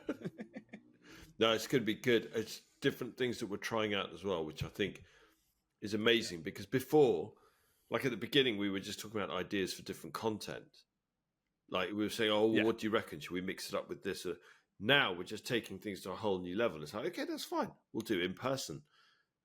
Multiple people on the podcast at the same time. We're just, and as you say, to try out whole new formats as well. It's going to be amazing. I can't wait. Yeah. We've even got a plan to release a second podcast. Potential plans to do a second podcast about a specific thing, just to see what the audience gain from that. And that'll be on the same. I planned it. I literally sat down. I was, sat having the barbecue, and I was kind of just, drawing some stuff out, and actually, it kind of in my head, I was like, actually, that would go on the same YouTube channel because you can have separate podcasts on the same YouTube channel now. There'd be a collection of other shorts content to deliver shorts from. But in terms of Spotify and things like that, it would be linking across, but it'd have to be a different podcast like thing. So there's a whole new set of merch to create, a whole new set of different bits and pieces like that, which is just going to be so good. And if the plans come, so we can't release one podcast a month, so we have 12 podcasts a year. With this one, we would release another 24 episodes a year, potentially. Have you spoken to me about this yet? Yes, yeah. I know. We have spoken very, very, very briefly, but I've gone way ahead and planned. So there's some exciting stuff. Okay. There's some really exciting stuff that I think we can do. It's going to be good. It's going to be good. Excellent. Lot shorter content that we can create as well. Oh, exciting! I like it. So good. First thing you did when you woke up this morning? Stared at the ceiling for about 5 minutes, then got up and made a coffee. Has that changed in any of No. the last 3 years? No, basically. I'm just not a morning person. So there's no point asking what I do in the mornings. Because I just blank it from my mind anyway. To be fair, though, we have changed the podcast recording to a morning. Yes. Hasn't changed my morning routine. In the last year. No. Yeah, that's very true. No. Yeah, it's true. I can't believe we actually... The Sunday mornings actually feel right. The Friday nights were... See, I just feel so much more... Okay, today's maybe a bit of an exception because you and I just did not get any sleep or hardly slept. We don't know what's happened the last 2 weeks. But generally, Sunday mornings work really well because Friday nights I found I was just absolutely on my knees, like zero energy. I don't know. It used to be adrenaline that just kept me going. Yeah. Whereas at least I've got a fighting chance of being awake on a Sunday morning. Apart from today. Yeah. I know you put here for me about some of the health stuff that I'm kind of trying to improve at the moment. I'd say my morning routine hasn't really changed. I'm just more consistent with it. Right. I'm still getting out of bed, trying to get to the gym, do some yoga or something like that. But because I'm now consistent, you can go through and you can lose 3 kilos in 2 weeks and then you can feel good rather than just feel like crap because you're eating crap and things like that. And you're noting the body changes. And that was purely by just taking a photo of me and going, oh, that was terrible. And I am documenting kind of the whole process and journey that I'm going to do like that. So September is my next kind of progress photo, but I won't be talking about it for probably December, January, September, October, November. Yeah, probably December. Probably podcast I might talk about it, which will probably be between my 2 holidays. So yeah, but it's actually I'm more consistent during the day at the moment. I'd say with the increase of exercise, I actually haven't been as consistent as sleeping because for some reason, if I exercise, I don't sleep as well. That doesn't make any sense at all. Nope. Cannot understand. I'm sure it'll figure itself out. Fair enough. You're still drinking 28 litres of water a day, aren't you? Well, yeah, I have to. Otherwise, I die. Fair enough. If anything, that's got worse. So on the community day where I was out in the sun and gardening for the whole day, I put away 5 litres of water. Jesus. Just in a day? Yeah. Wow. Yeah. Yeah. I'm sure I'm going to have some medical person that's going, you should probably get checked. I have been checked out by more medical professionals in the last 2 years than you can shake a stick at. And they all say I'm normal. Not that my mum would believe that. You're Aquaman. I'm perfect. Laura refers to me as a jellyfish. That's what I normally get referred to. I'm 98% water. Well, actually, I think we're all... What's the average human? 70, yeah. Yeah, so you're 98%. Yeah, so you are a jellyfish. Yeah. I like that. You're getting more and more sort of translucent every time I see you.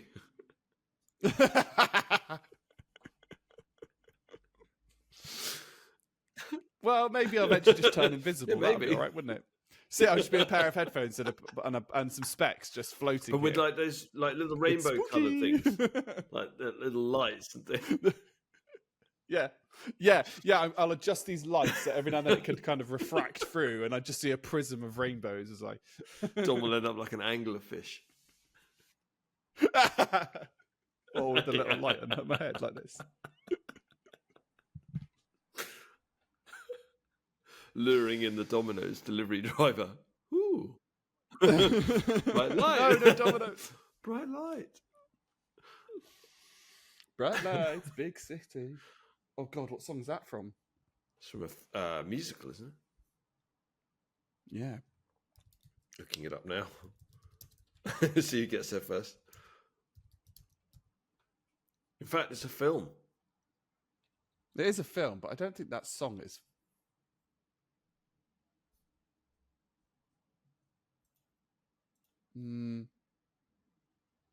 God, Michael J. Fox. I don't know now. Kiefer Sutherland. Wow. Didn't get very good ratings on IMDb. No, it did not. It did not get good ratings, that film, did it? Wow. Apologies for the silence there as we go through the research. That was the only thing my mum pointed out from Hooper's episode was the silence when you were thinking. Oh, she said, I could hear the cogs whirring. definitely. I was like, yeah, me and Jerry are complete morons. So, we've got to, we need processing time. When somebody says something to me and I go, what? It's not I didn't hear you. It's that I need that pause to be able to go, let me just process what they say. Little hamster has got to get his feet running. We're reflectors. We are reflectors. Reflectors. What? This is awful. This is really bad. Wow.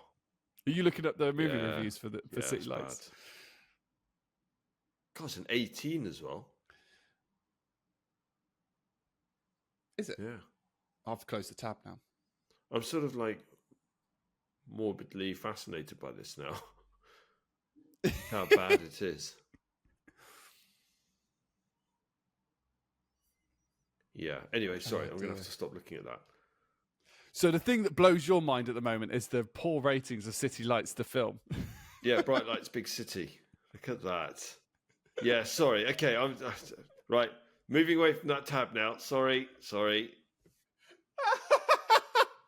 Because I don't think I've seen that either. Well, we don't watch movies. We've already discussed that today. Yeah, that's true. But if this is sub 2 hours, I might be tempted. But with that IMDb rating, I'm not so sure. No, I still don't think it's worth the investment of time. No, moving away from that. Oh dear. So this is a question I think that will get removed next year, but it's technology thing that blows your mind. Listen, I'm still playing catch up. I don't know why I've still got I don't know. I think the automobile.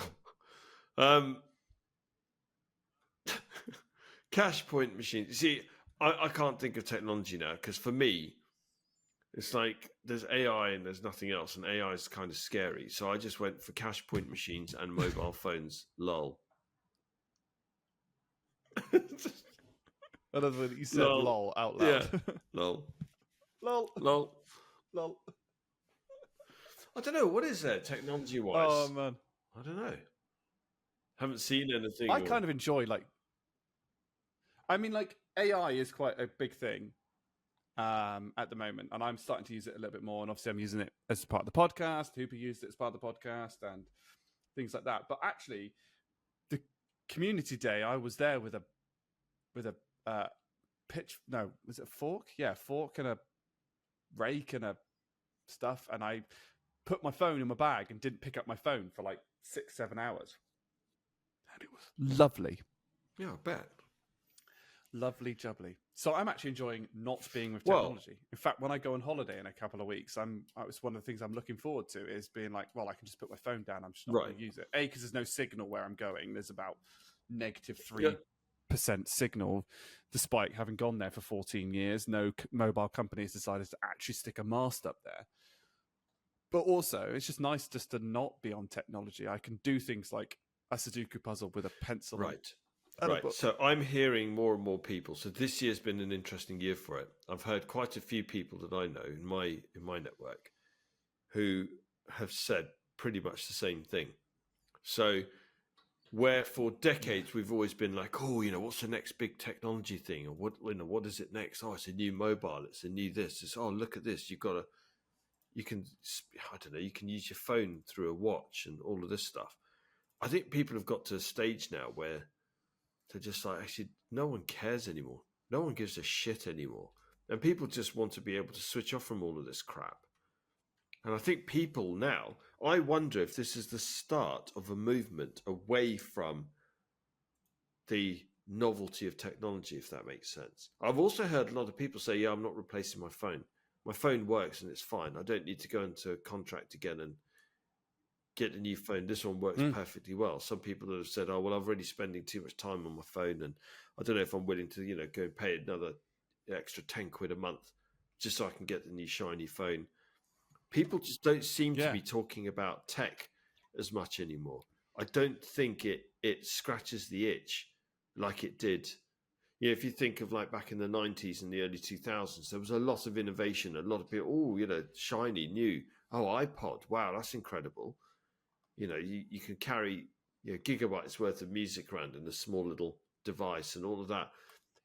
Spend 47 years burning all of your DCDs exactly. into iTunes so you could put them on your MP3 and now you've got your phone, which pretty much does everything. You've got amazing cameras.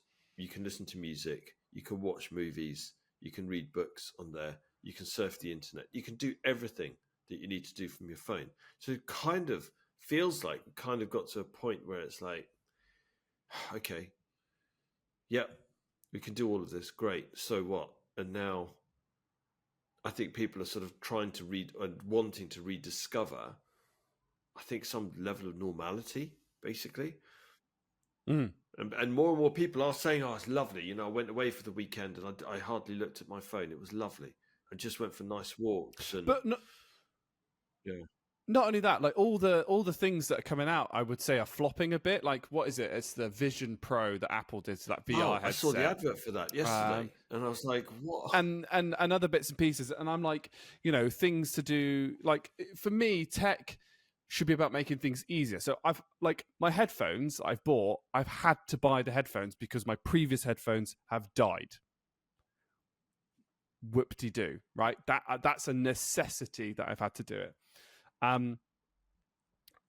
Things like, but even like things like that we're going to be, when we do an in-person podcast and I've got a lot of like light boxes and a camera and stuff like that, and the mics there, it's a necessity because we want to do a thing, right? Not because so technology should be an enabler. Technology is not the focal point anymore. Yeah, exactly.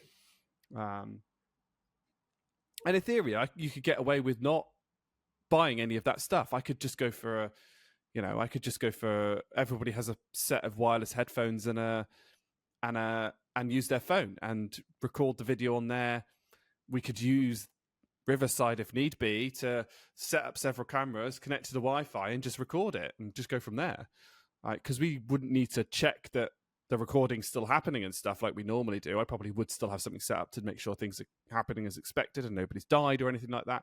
But it would enable us to, that's what we have to do. I don't need to worry about like things like that. Or, the AI translation for, sorting out some audio. I just plonked it in and off it went. It should be an enablement to make things easier. Agree. But then I try and avoid, like, when I go to the gym, I don't sit there on my phone in between. The phone goes in the bag and I pick up the weights and then I go home. Yeah, and that's the thing.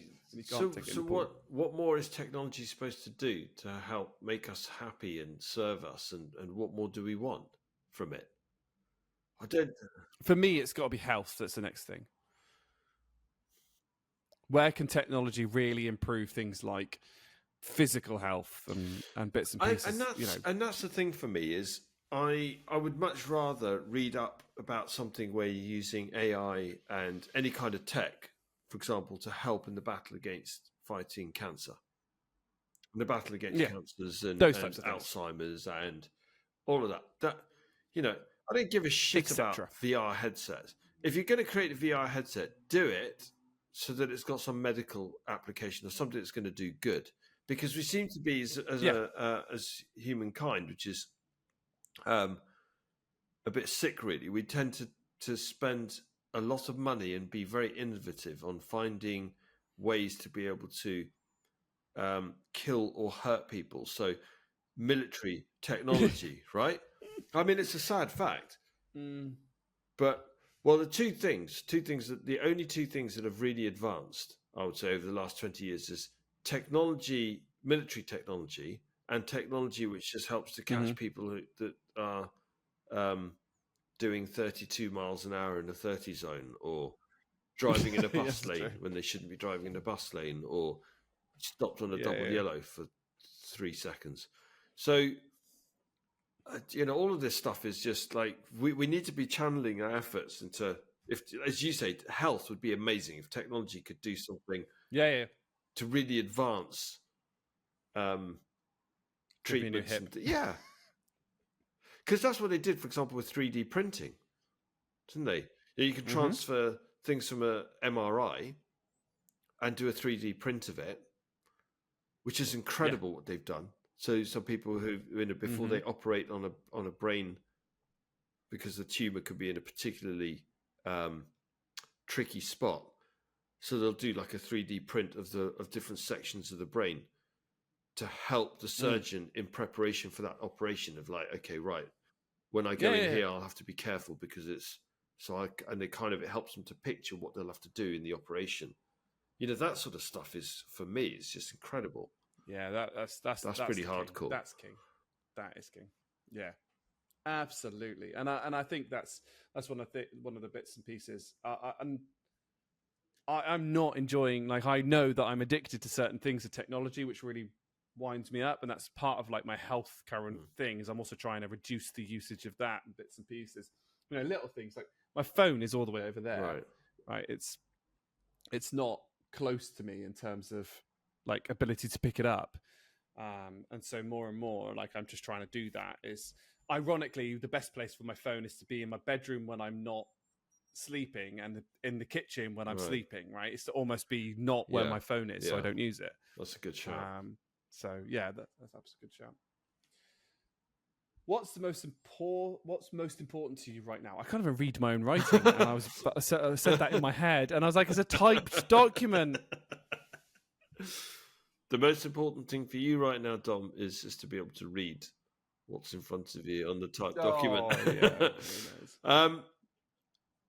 I've put getting through each day with my sanity intact, because I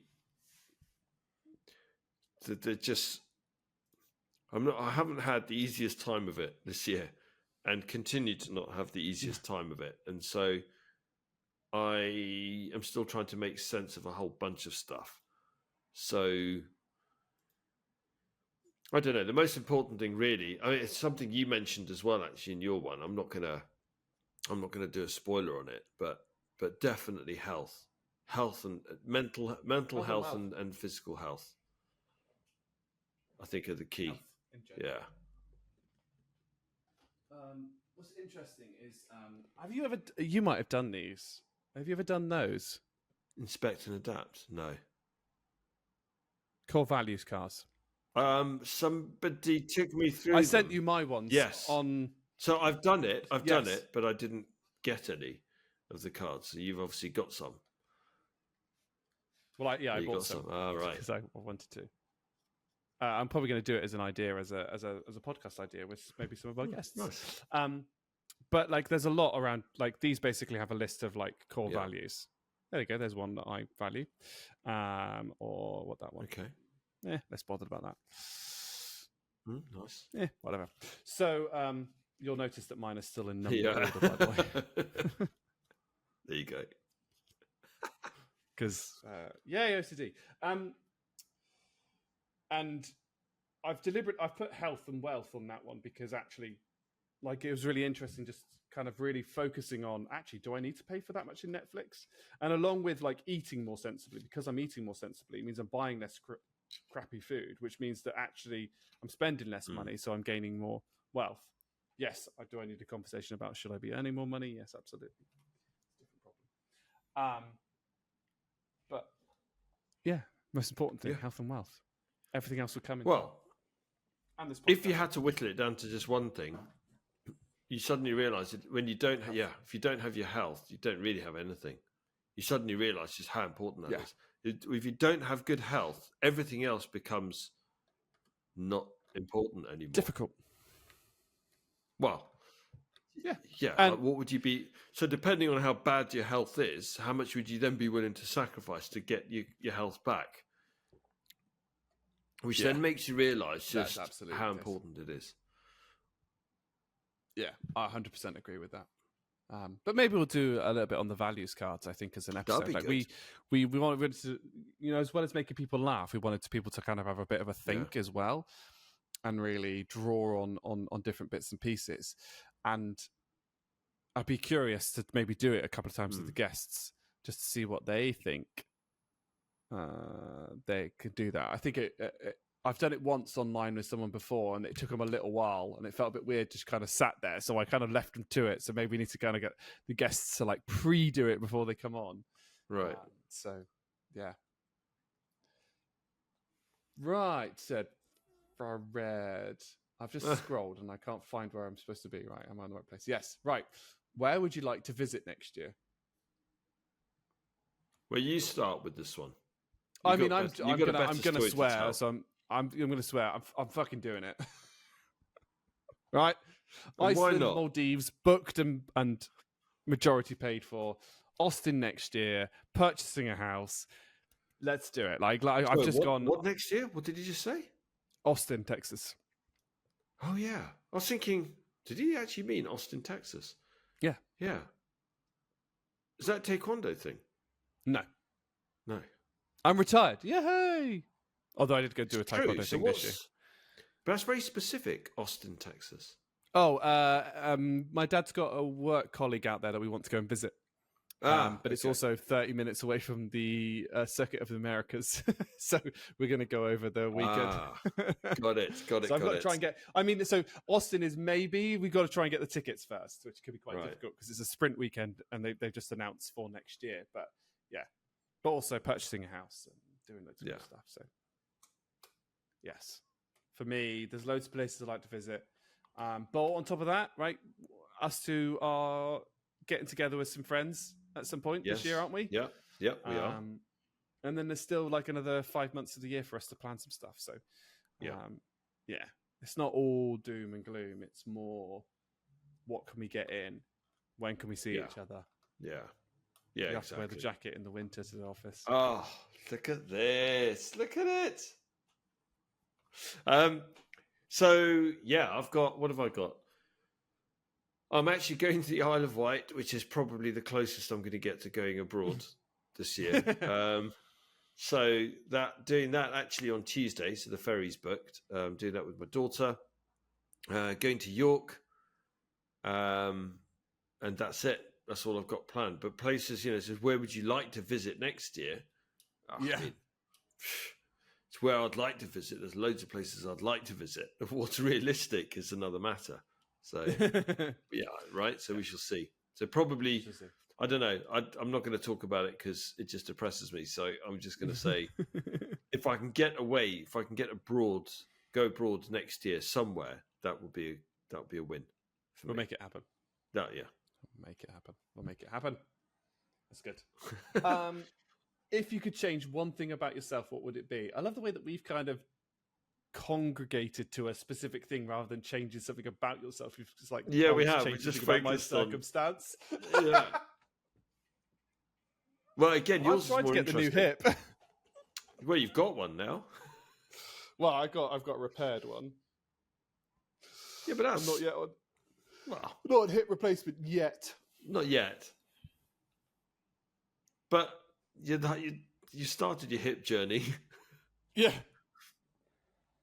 Go. Yours is more interesting. Go through yours first. Well, like, I think the thing I wanted to be is I want to be consistent. Like, so I did uploads in January. I did short uploads in January and short uploads in May, which really has a compound effect on our subscribers. So it's just more exposure to the podcast. And I just need to be consistent. Like, I've really struggled this year to be consistent with certain things. Like, I'll have a really good month and a really good month on that. I feel like I can't be consistent in everything. Like, I can't be good at my job and exercise well and keep up with the podcast. Like, something seems to have to drop. Yeah, something's got to give. It's whack-a-mole, isn't it? Yeah. So I want to set less high expectations for myself and try and achieve them. So instead of being like, oh yeah, I want to do a short every day, it's like, can I do a short every 3 days? Can I make sure that I'm doing an adequate job at my job? Can I make sure I am getting 8 hours sleep like every night, sort of thing, right? So it's making sure. Excuse me, he says he only got like 5 hours sleep I last was night, going to so say it's this is about the absolutely 8th brutal. time you Like, yawned. honestly, I'm so tired You are on today. your ass. I'm on my knees today.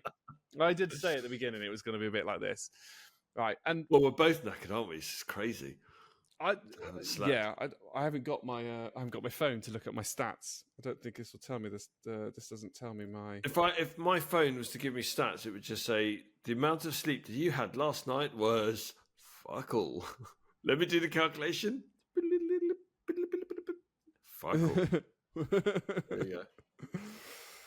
But there's little things, right?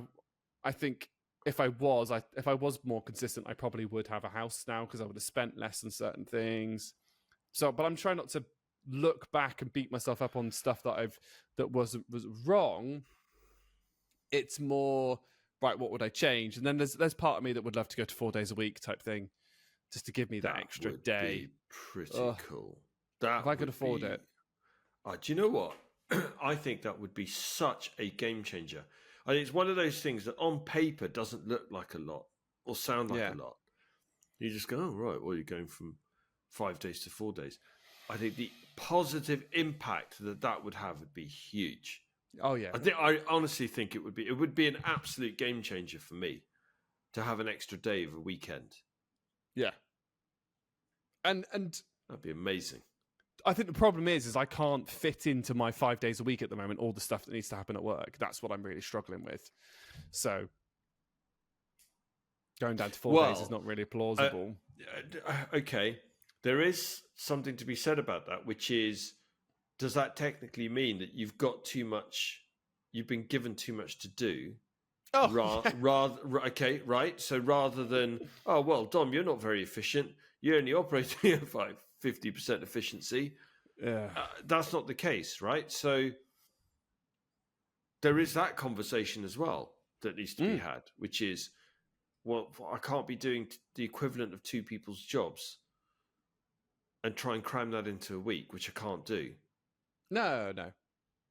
And it's weird. It's weird things that I'm like. I always wonder if I'm taking too much on and stuff like that. And I'm 6 months into a new role, so it was always going to be difficult. But I'm still not 6 quite. months was longer than that. This particular longer. Job role is January. Oh, yeah, of course it was. Yeah. I mean, I put on here. Can we retire yet? So I think I've realised that the corporate life, of which I've been in one form or another since 1995. So it's been almost 30 years. No, is it?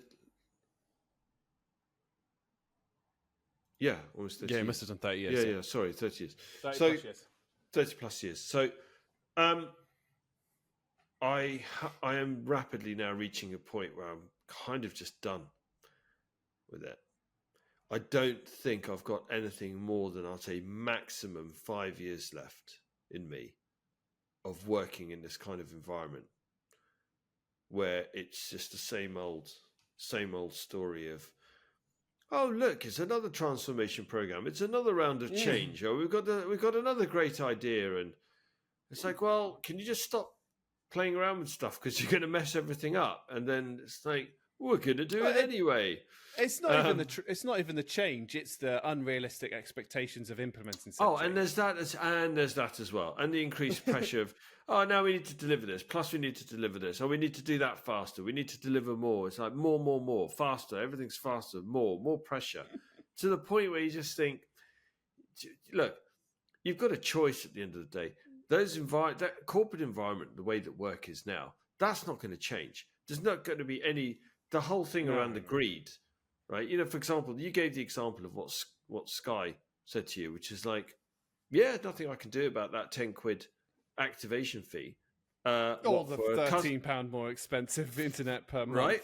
for a customer that's already active, nothing we can do. Okay, because somebody's come up with this. It's just greed. Everybody's just gonna just on this path of greed, of which only very few people benefit. And it will, at some stage, it will all implode. But at the moment, nothing's going to change. So you have a choice. Either you stay in there, in that environment, and you accept it, or you just say, do you know what? I've got an opportunity to get out. I'm getting out. Yeah. And going to do something different with my life. Because this isn't living, quite frankly. What I find interesting, and what I find refreshing from watching you over the last year, is the amount that you go, sod it. Whatever. Fine. I accept that. Not going to fight it. Let's just carry on. Let's just crack on and do a thing, right? Which I think is, I've certainly started to get to a little bit of that stage where I'm just like, all right, fine, whatever, sod it, fine. We'll just we'll do a thing, right? If that's what we want to do, fine. And, a little bit of hard work plus a little bit of just acceptance just takes so much of the stress away. And sure, there's times where I think, just things, and I get it why some people come across really grumpy, because it's like, well, do I really need to babysit that person? Look, you're not meeting the expectations. Can you meet the expectations? Thanks, bye. Right? Because you try and be kind to everybody, but sometimes it's like, I just can't be bothered. Right? There's only so much patience that you can have, and why I'm like, I just go in and just go, like, it's a thing, right? It's happened. In fact, the person we just speaking to, KP in the Sunshine Band, she is the one that has really worked in our friendship with me in terms of like trying to not see things as positive and negatives. They're just things that happen, and you just got to accept them and go forward. Sure, there's certain events that you're a bit like, okay, that's a bit crappy. And she's like, yeah, you can feel a bit rubbish about that one. Or that's a really good thing. Yes, celebrate it. Celebrate that like win. Yeah. But sometimes it's a case of, so-and-so said this, just accept that they've said that. It's not bad or good. It's just a thing that has happened, and it's their opinion, right? And opinions are like belly buttons. Exactly. And they're full of fluff. Belly buttons. We've got 2 more questions left on this bit. I have to admit, I'm flagging like you are so badly, and I feel so guilty because I want to deliver a good podcast, but honestly, I'm on my knees. This is good. It's good. It's fine. And that's when my OCD kicks in. I'm like, I want to deliver something good, we are delivering something good, Dom. Don't beat yourself up. This is good. Go for it. What do you want to accomplish with the podcast next year? Oh, we've already talked about this. I've got so many ideas. We kind of have, actually, yeah. Why? Yeah. I was just suddenly thinking, hang about. We've kind of already talked about this. Why is that? What was the previous question? So I'm trying to figure out. What do you think? Oh, describe our podcast in the next year. Oh, what do you want to accomplish with the podcast in the next year? Lol. I've got the question twice, haven't we? I'll have to review some of these. Why have we only just picked it up? But we answered it each time. We've answered it. What did we say? We have as well. I suppose it's like that one was more, what do we have planned? This is like, if we could do anything. If we could, what do you want to accomplish? Well, I think, off the back of what we've discussed, 2 kind of go hand in hand, which is like, right, we're pushing the boundaries now. What can we do next? Yeah, I'm excited. And actually, we're not even sort of just brainstorming it. It's like, we could do this. Let's try this. We are going to try this. We're going to do this. So that's the thing I'm excited about. So we're going to be breaking new ground. This is great. I think actually it's interesting. So I've written on here, right? We've spoken that we want to describe our podcast in a year, which is like, what are we going to be doing and things like that. This one, like more on the accomplished bit. I want people to tell us what they want from us now, actually. Oh, that'd be good. I think we're at that stage, isn't it? We're at that stage where I want people to kind of go, hey, we've got this idea. It'd be really cool if you talked about this. Like, I don't want to come on as a guest, but it'd be really cool if you gave us your opinion on this. Yeah, that'd be good. Or like, this is a really cool idea from YouTube that I think would really work. Like, try it and see what you think. Yeah. And we'd give credit to the people that come up with the ideas and stuff like that. Because you wrote like inspect and adapt type thing. Or I wonder what job Jerry has. Ooh, let me think. Just agile coach here. but on that, like, actually, we can look at things and go, what worked, what didn't work, right? You know, Yeah. I've got bits where I went, that really didn't work. Like, you know, there's certain things that I've gone, that didn't, you know, that wasn't our greatest thing, and even, you know, Yevgeny will admit this, right? He said, "Oh, my second podcast that I was on, I wasn't as prepared, and that wasn't a good thing. So, like, this time I want to be more prepared, right?" For me, I've Really? just done a copy and paste of, yeah, he said, like, my first podcast was much better, and he's like, I think they're both brilliant because he's a lovely guy. No, and I he's was an going to absolute say legend. the second podcast was really good. That's why I'm a bit Yeah. confused. Okay, all right. Yeah, and this is what he told me in Portugal, and you know, but also it's also things like, you know, being able to say, "Oh, this didn't quite work as well," or "This editing wasn't as good," or "I rushed that a little bit more," and "I wish I had more time to do this," and things like that. It's all those types of things that we just need the space, time, and money to just do things. Yeah, yeah. You know, and also, you know, we have a lot of guests coming on, and I want to know what they want to talk about. Like, I loved Hooper's effort, but I'm never going to ask a guest to put that effort in. I can come up with, you know, we can come up with topics to talk about with our guests that we think that they might enjoy. But if the guests go, "Well, I want to talk about this," cool, let's chat about it. Because me and Jerry are like the hosts with the most, so to speak. I mean, there is something which I'm not even going to talk to you about it yet, because I literally, you know, when you have just you're at the earliest stages of an idea, and you think, I don't even really know what it is, but there is something. There is like a variation of this that would be good to try. Once I've got something shaped up, I'll talk to you about it. It'd be interesting to try it out. Yeah. Okay. Cool. The final question. The final question. Question. Do you want to go first? Well, I mean, this is an interesting one, right? Because this question is, do you think you're in a better or worse place than last year, and why? And I actually disagree with your statement that you've put down. I think, so I've put, I'm neither in a worse or better place, because I'm... Which is an interesting response, yeah. Because I've been put in a situation, not by choice, but I am simultaneously making sure that I am changing the things that I can control, not beating myself up as much as when I fail, or trying at all, really, but that doesn't always happen. And going, yeah, whatever, to the things that I can't control. Yeah.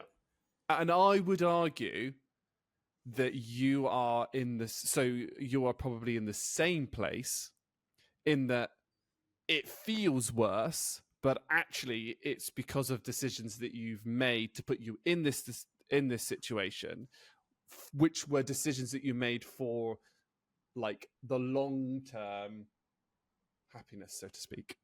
Happiness is a strong term, but you know what I mean. I know what you mean.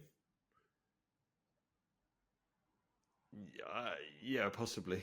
It's recency bias, right? Because at the moment it's shit. Yeah. And obviously we're not going to go into that situation, but I think, you know, the way that I would describe this for me at the moment is, like, I am working like my arse off at work. I'm working my arse off exercise-wise.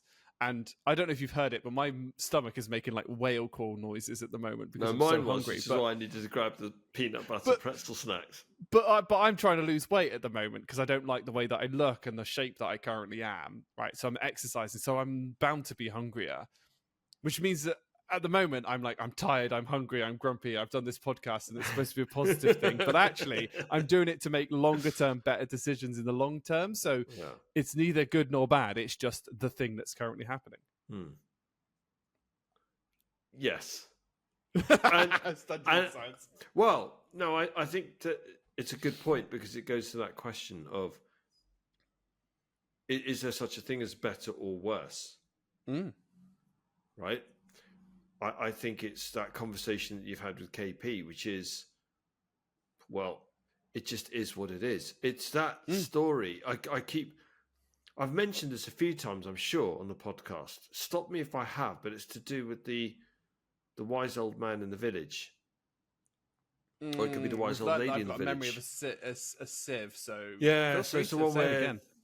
the one where they say to the little, they say, "Oh, this boy, the boy in the village has got, he's got a new horse. You know, how lucky is he to have a horse?" And the wise person says, "Yeah, we'll see."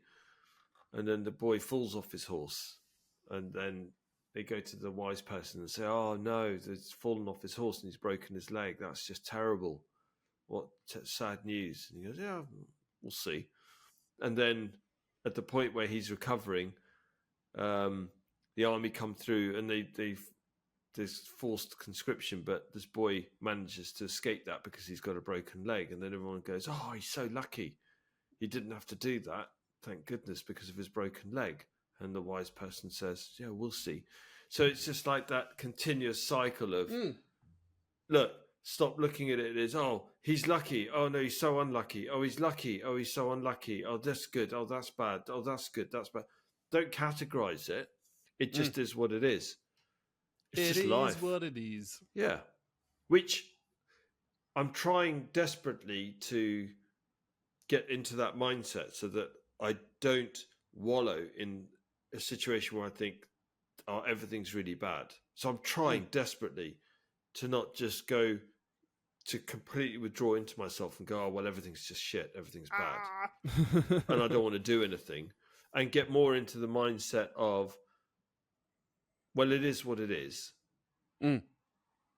And so just try and grab the happiness and do whatever you can whenever you can. But the other thing as well to say, you know, just to give kind of a good example. So we're trying to make some decisions at work the other day, and someone said to me, well, you know, if we make this decision, it's the wrong decision, we're screwed. And I went, no, we're not. We just go and choose the other decision.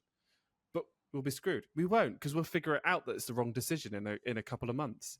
The worst that will happen is we'll be a couple of months behind schedule, but with experience. And it's felt so alien to people for me to sort of say, it doesn't matter what decision we make, because we make the decision based upon the information we had at the time. In 2 months' time, if further information comes to light that we should have chosen the other one, then we'll switch. Yeah. It'll be a pain, but it's just a situation that we have to be in. And it's all you can do. We go through our whole lives doing that. We make decisions based on what we know and what we have at the time. You can't predict the future. You can obviously learn from past mistakes, but you can still only make decisions based on what you know at that time. If they're right, they're right. Is your crystal ball better than mine? Yeah. And actually, then it becomes a case of, well, was that the right decision or the wrong decision? So again, it comes back to the whole thing of, if you don't look at things which are right and wrong, better or worse, bad or good, then it's a whole different way of being able to navigate through life, isn't it? Yeah. It was a decision that it was the right decision at the time. Yeah. Or it was just a decision at the time. Yeah. There's a few times where I've gone, that was the wrong decision at that time. But that's a different problem. Well, there you go. My life would be much easier if we made the other decision, but never mind. Well, that is all the questions for Vanity Fair. There you go. And I'm very glad that we only put really Vanity Fair on there, because we've kind of a really nice round time. Nice 2 hours, 20 minutes. Look at that. There you go. I think we have to cut off like 3 minutes at the beginning. I don't remember. So, have you remembered this, Jerry? Because it's been a while since it's just been us two. What are your final thoughts? Final thoughts. I think try and make life easier by making the most of it and not putting anything into a category of good or bad. Don't beat yourself up. Don't put yourself under pressure. And you know what? You can spend all day and all night and all of your time thinking about what's the right thing to do. What's the right thing to do? What's the right thing to do in this situation? I don't know what. Sometimes you just have to say to yourself, fuck it. I have no idea if it's right or wrong, or if it's going to be good or bad, or what the outcome's going to be. I'll just do it. I'll try it.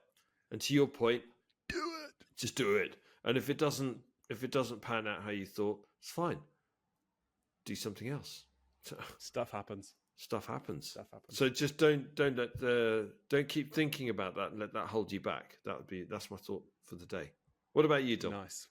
My final thought is eat bigger breakfast before recording the podcast on a Sunday morning. Or, at the very least, have a snack to hand. Yeah, or a snack to hand. Yeah, I don't have snacks in my flat because I've got an addicting personality. If I buy like a set of 4 Kit Kats, I'll get home and those 4 Kit Kats will be eaten. I got no, so I don't buy them. You literally can't. Are you telling me like you wouldn't say, right, I'll have one of these today, one tomorrow, No. one? I really, I could, but it's hard. Right. So you need snacks, yes. Dom. I need healthy snacks. You need to come up with a machine that will only dispense a certain amount of snacks per day. Yes. There's an invention. So you buy your 4 Kit Kats, you put them into the machine. Yeah. And you empty out all the snacks that you want to eat. Pack of Maryland biscuits, just like shove that in there. Your Kit Kat. Yeah. Everything. So I can't dive in and eat 37 Maryland biscuits. Exactly. It can only be dispensed X amount per day. Exactly. So it'll say, "Oh, I'm sorry, you've reached your Maryland limit, or your Kit Kat limit." Other biscuits are available, folks. Yeah, I'm just picking on Marylands because they're quite small, and Oreos are good as well. They're a good size. So I can eat a whole pack of 12 Oreos. Exactly, right? So double cream. So it'll only dispense like 3 a day. 12 double cream Oreo biscuits, I know, is 840 calories. There you go. So it's forcing you, it's limiting your calorie intake every day. I think that'd be genius. In fact, that's what I need. I wonder if there's anything like that even out there. You heard it here first, folks. And by the way, I might patent that. Wonderful. Right. Thank you very much for listening, everybody. Thank you very much for watching. We hope you enjoyed this podcast. Hopefully nice just to hear just me and Jerry for once. We will be back. Who have we got next? What have we got next? We've got... I don't remember. Oh, we're recording 2 podcasts next month, so I don't know what order we're going to release them yet. So it's a surprise for the next one. So it should be all good. But again, thank you very much for listening. Thank you very much for watching, folks. Please give us any feedback, rate, like, subscribe, etc. It helps us out on everything, and means that more people can come on the podcast, more people know about it, and eventually bigger and better things will come about. And we'll catch you on the next one. Take care, everyone.